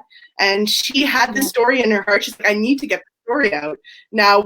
I know there's been all sorts of things about J.K. Rowling now after all those years, but at the time she needed to get the story out, and she did, and it's been such a pop culture phenomenon, and there's so many stories out there. So yeah, and I mean, you have to write what you know, and people have told me years and years that fiction is one of the hardest writing industries to get into, especially fantasy, because everybody wants to write fantasy and science fiction, they say.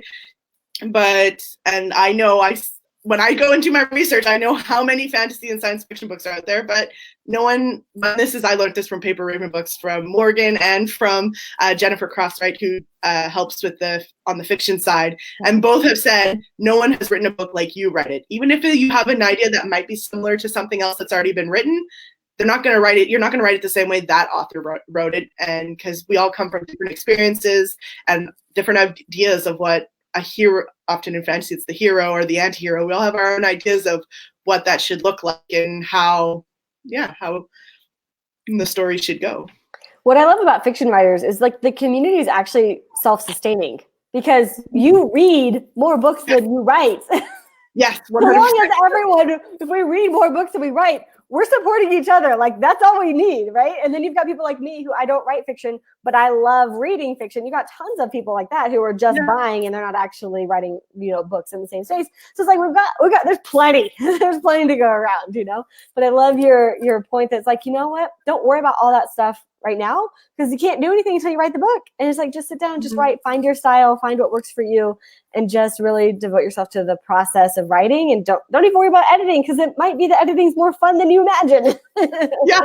Well, and I think it's just you can always go back and fix things, right? It's not once it's written down. It's not you're not writing on stone, right? We're writing on paper or on our computers. Most of us on our computers, so you can always fix it later. And I've learned to be very pointed, like when I get feedback. I don't have a lot of, it's kind of funny because my family is like, we want to read your book. And I'm so protective of it because I was like, I don't want you to read it till it's like good. But I know I do need to have people to start looking at it to give me feedback. But, I try to be pointed with my questions because like I said, everybody has different styles that they like. So just saying, well, did you like it or not? Well, I know I have family members, like for example, my dad who loves me and I know he's going to read my book, but he doesn't read books. He doesn't read fiction books. So no matter how much he loves me, he's not going to be like, this is the best book I've ever read. It's not his style of book. So it's more asking questions like, anyways, it's just getting, sorry, I'm off on that tangent, but this is funny because some of this advice that I'm giving, it's advice I have to re-give myself every day. It's like, stop worrying about it. Because even in editing, sometimes I start to go off on a tangent like, oh, how am I going to market this book? And, things like, okay, where am I going to find the funds to make sure I can get this self-published? And then I'm like, stop worrying about it. Just edit the book. That's right. Just go through your words, do it one step at a time. Really, it's one step at a time. Yeah. And that's what I've enjoyed about once I joined the program, because before the program I was writing here and there, but it was very sporadic. It was more when I had the need instead of taking it seriously like a business. And that's what I loved about the course is it gave very simple steps, and you could either go with, and you could really do it with your time. Like if you only had an hour a day, you could take those simple steps and work it within an hour. If you had 4 hours a day, you could take those simple steps and do it for 4 hours a day. And like mine kind of does like a wave. Like I said, when I was writing my first draft, I was probably doing 2 to 3 hours of writing a day to get the words in. Once I got serious about it, after I started the class, that's when I had started getting serious about it. And then once I went into editing, things got a little bit different with my family, and I think I was a little bit scared of editing as well, so I was a little bit procrastinating. So I did a little bit less time. Mm-hmm. But then as you get closer to the end, sometimes I take a little bit extra time because I'm like, oh, I'm almost at the end, and it gets exciting. And there's nothing wrong with that. And it's finding your flow. And probably the next book, I think I'll be a lot more efficient because, I've learned how important it is to me. I'm getting a bit more confidence in knowing, because my biggest hurdle was more myself, because I kept feeling like, well, maybe I should be doing the dishes instead because I loved it so much. It felt guilty, but really, oh, I love it so much. It is my work. It is my job. It is what I want to do for my life. And I have to invest the time in it to justify it. Like writers who write for a job sit down and write. And I think that's the only difference between us who aren't published yet and those that are published is just times. I think you say that, Morgan, time spent in the chair. Yeah. Yeah, Julie, I'm so excited for you.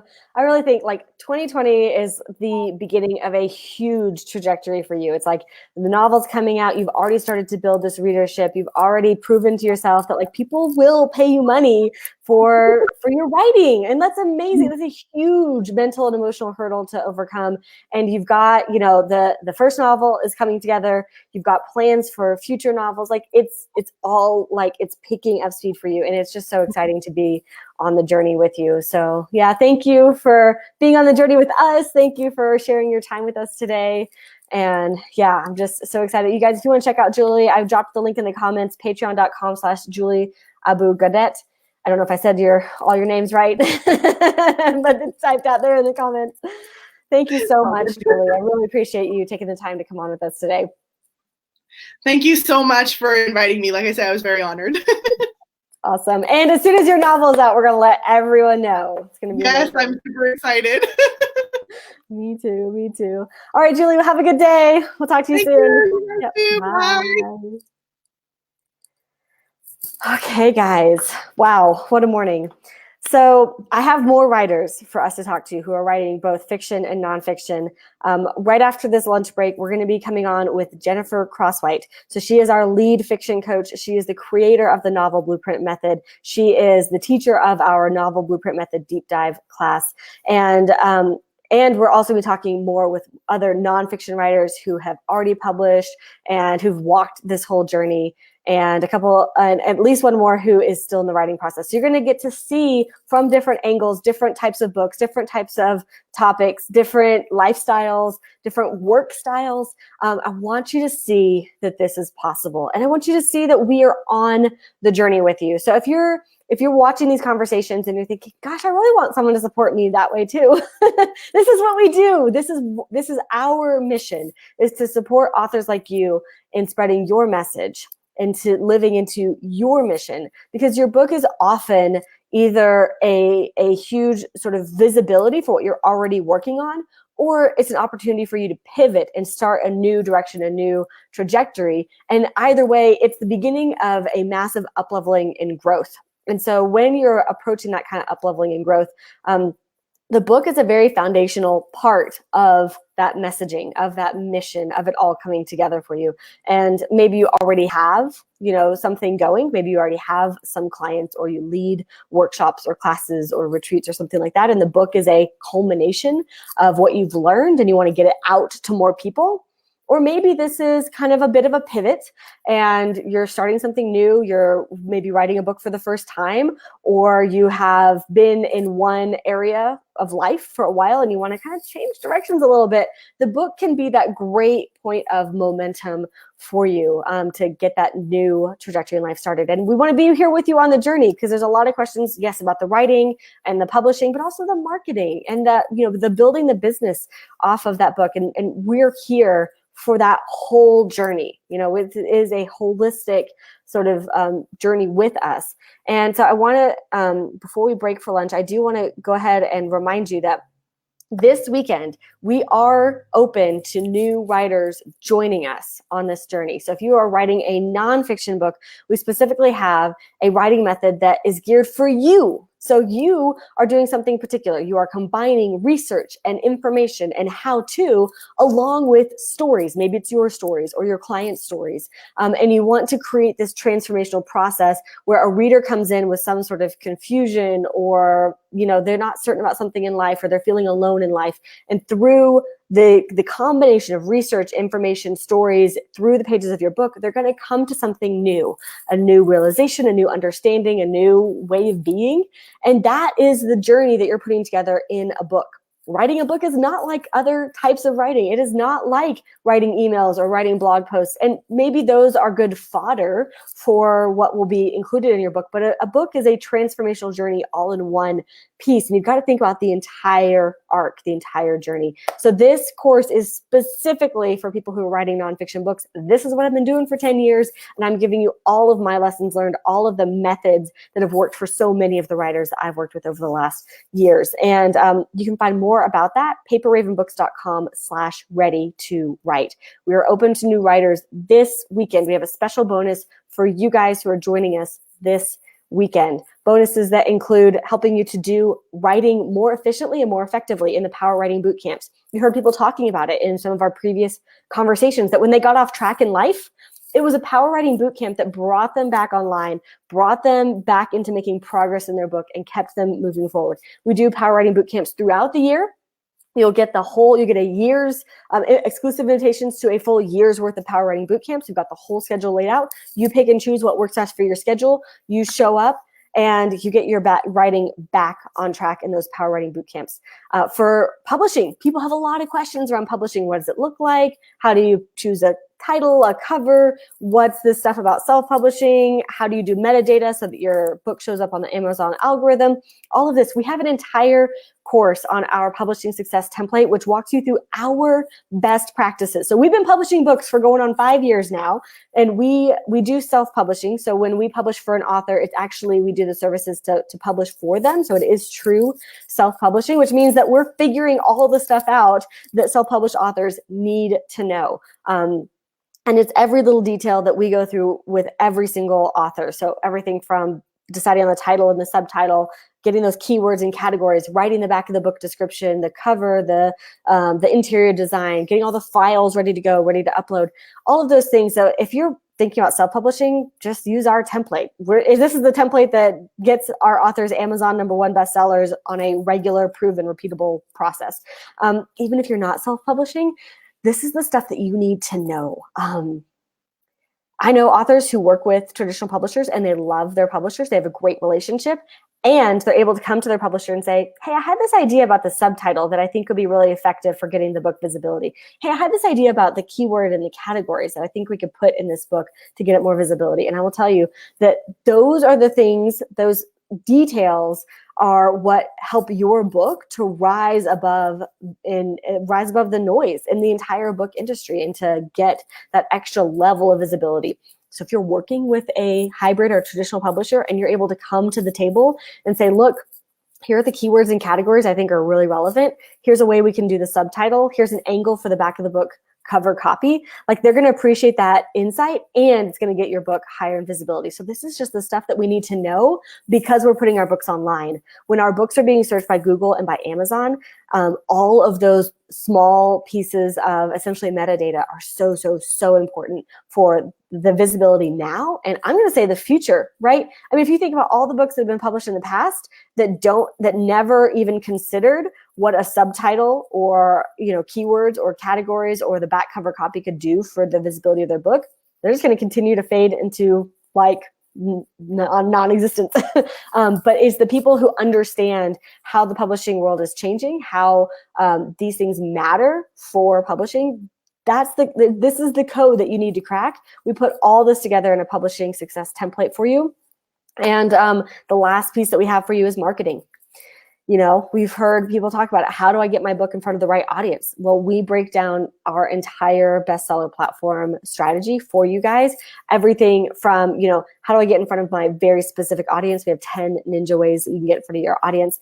How do I take advantage of existing networks and contacts that I have? How do I leverage those into something like a book launch team? How do I experiment with maybe 1 or 2 new strategic online strategies that will help me get in front of a new audience? So all of that is in our bestseller author platform series. And those are just bonuses we've included for you. All of this is to help you to be more successful in your writing. And we also have, so this has been the nonfiction course, the paperravenbooks.com/ready-to-write. We have, for fiction writers, we have a novel blueprint method. This is actually what Jennifer has put together through her years as being an independently published novelist. She now has 9 books to her name. She's an Amazon bestseller. She's got over 100 4- and 5-star reviews. She's a fiction coach. She previously worked in traditional publishing. We've put that entire method into an easy to follow step-by-step class like Julie was just talking about. You can find out more about that at paperravenbooks.com/novel blueprint. And the good news is you get all those bonuses that I was just talking about. The Power Writing Boot Camps, we get to show up. You get to get weeks worth of writing done with us in just a few hours because we are able to help you lock in, dial into exactly what you need to be working on and be there. be there getting the writing done with us in our virtual workshops. Get a whole year's worth of them. You get exclusive invitations to a year's worth of these boot camps. The publishing piece is super important for independently published fiction writers because, to be honest, though a huge way in which the traditional publishing world is taking advantage of the self-publishing movement is that they are actually skimming the top of self-published books that were successfully launched. So they're looking for authors who've had 1, 2, or 3 novels launched, and they will actually reach out, contact those people, and offer to bring them in as traditionally published authors. So if you have hopes and aspirations of being picked up by a traditional publisher, honestly, self-publishing well is one of the fastest and best ways to get picked up by a traditional publisher. And so you're going to need to know all of this. You need to know everything about cover design, title and subtitle strategy, keywords and categories and metadata, how to do this yourself. So it's so much better to use someone else's process on how to do this well. And then your book finds its readership, finds its market, and then a traditional publisher, it's going to be way easier to get into a conversation with them. We have seen this happen. Like literally in the last few months, I was contacted by one of our authors, and they said they had just been picked up by a publisher. So it's happening more and more and more. And then the marketing, heck, we as the authors, we will always be responsible for our own marketing, even if we're picked up by a traditional publisher. We need to know how to reach our readers, how to get in conversation with our readers, how to put our books directly in front of readers so that we retain the control over, and control is not a bad word, but like we maintain that direct relationship with our readers, with our customers. Because when we put out our next book, when we are putting together our next workshop or retreat or event, we want to be able to reach those people directly. How do you do that? You need to be able to do this online. It is no longer a viable option to just say, you know what, I'm going to let the bookstores handle selling my books. No, not anymore. Not with all the bookstores going underwater. We are selling everything online. Christmas shopping. How many of us did all of our Christmas shopping online? I literally ordered everything off Amazon or Etsy in one evening. I did all of it, or my Instagram feed. I shop on my Instagram feed now. This is happening in the retail world. It is sure as heck going to happen in the book world as well. We are only, it's not going to be long before we only go to a bookstore for entertainment because there's live music or they're serving a new wine or something like that. And while we're there, we might browse and have fun and buy a book or two. That's going to be what a bookstore is before we know it.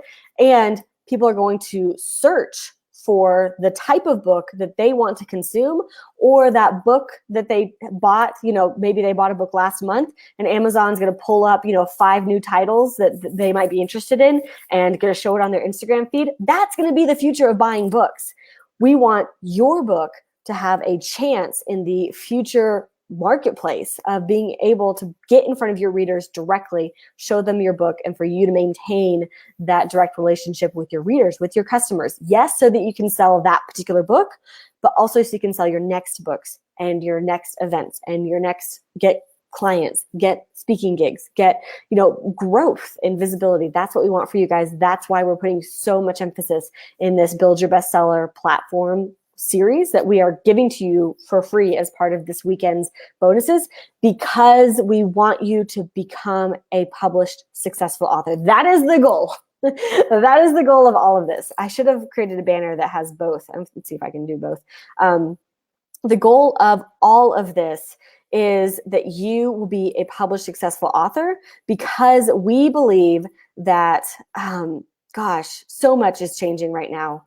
Hold on. I'm trying to get both of these on. Paper Raven Books. I think if I do my shortcut, PRB/ready to write is the nonfiction, and Novel Blueprint is the fiction. Look, guys, the publishing world is changing massively. And my mission is for us to always be on the cutting edge of what's working in the new publishing industry. That's why I spend most of my time thinking about what are the things that we must have, essential pieces when we publish our authors' books. What must they have so that they can be as visible as possible in the online search and the Amazon algorithms, because that's going to be super important for the longevity of our authors' books. And marketing. What do our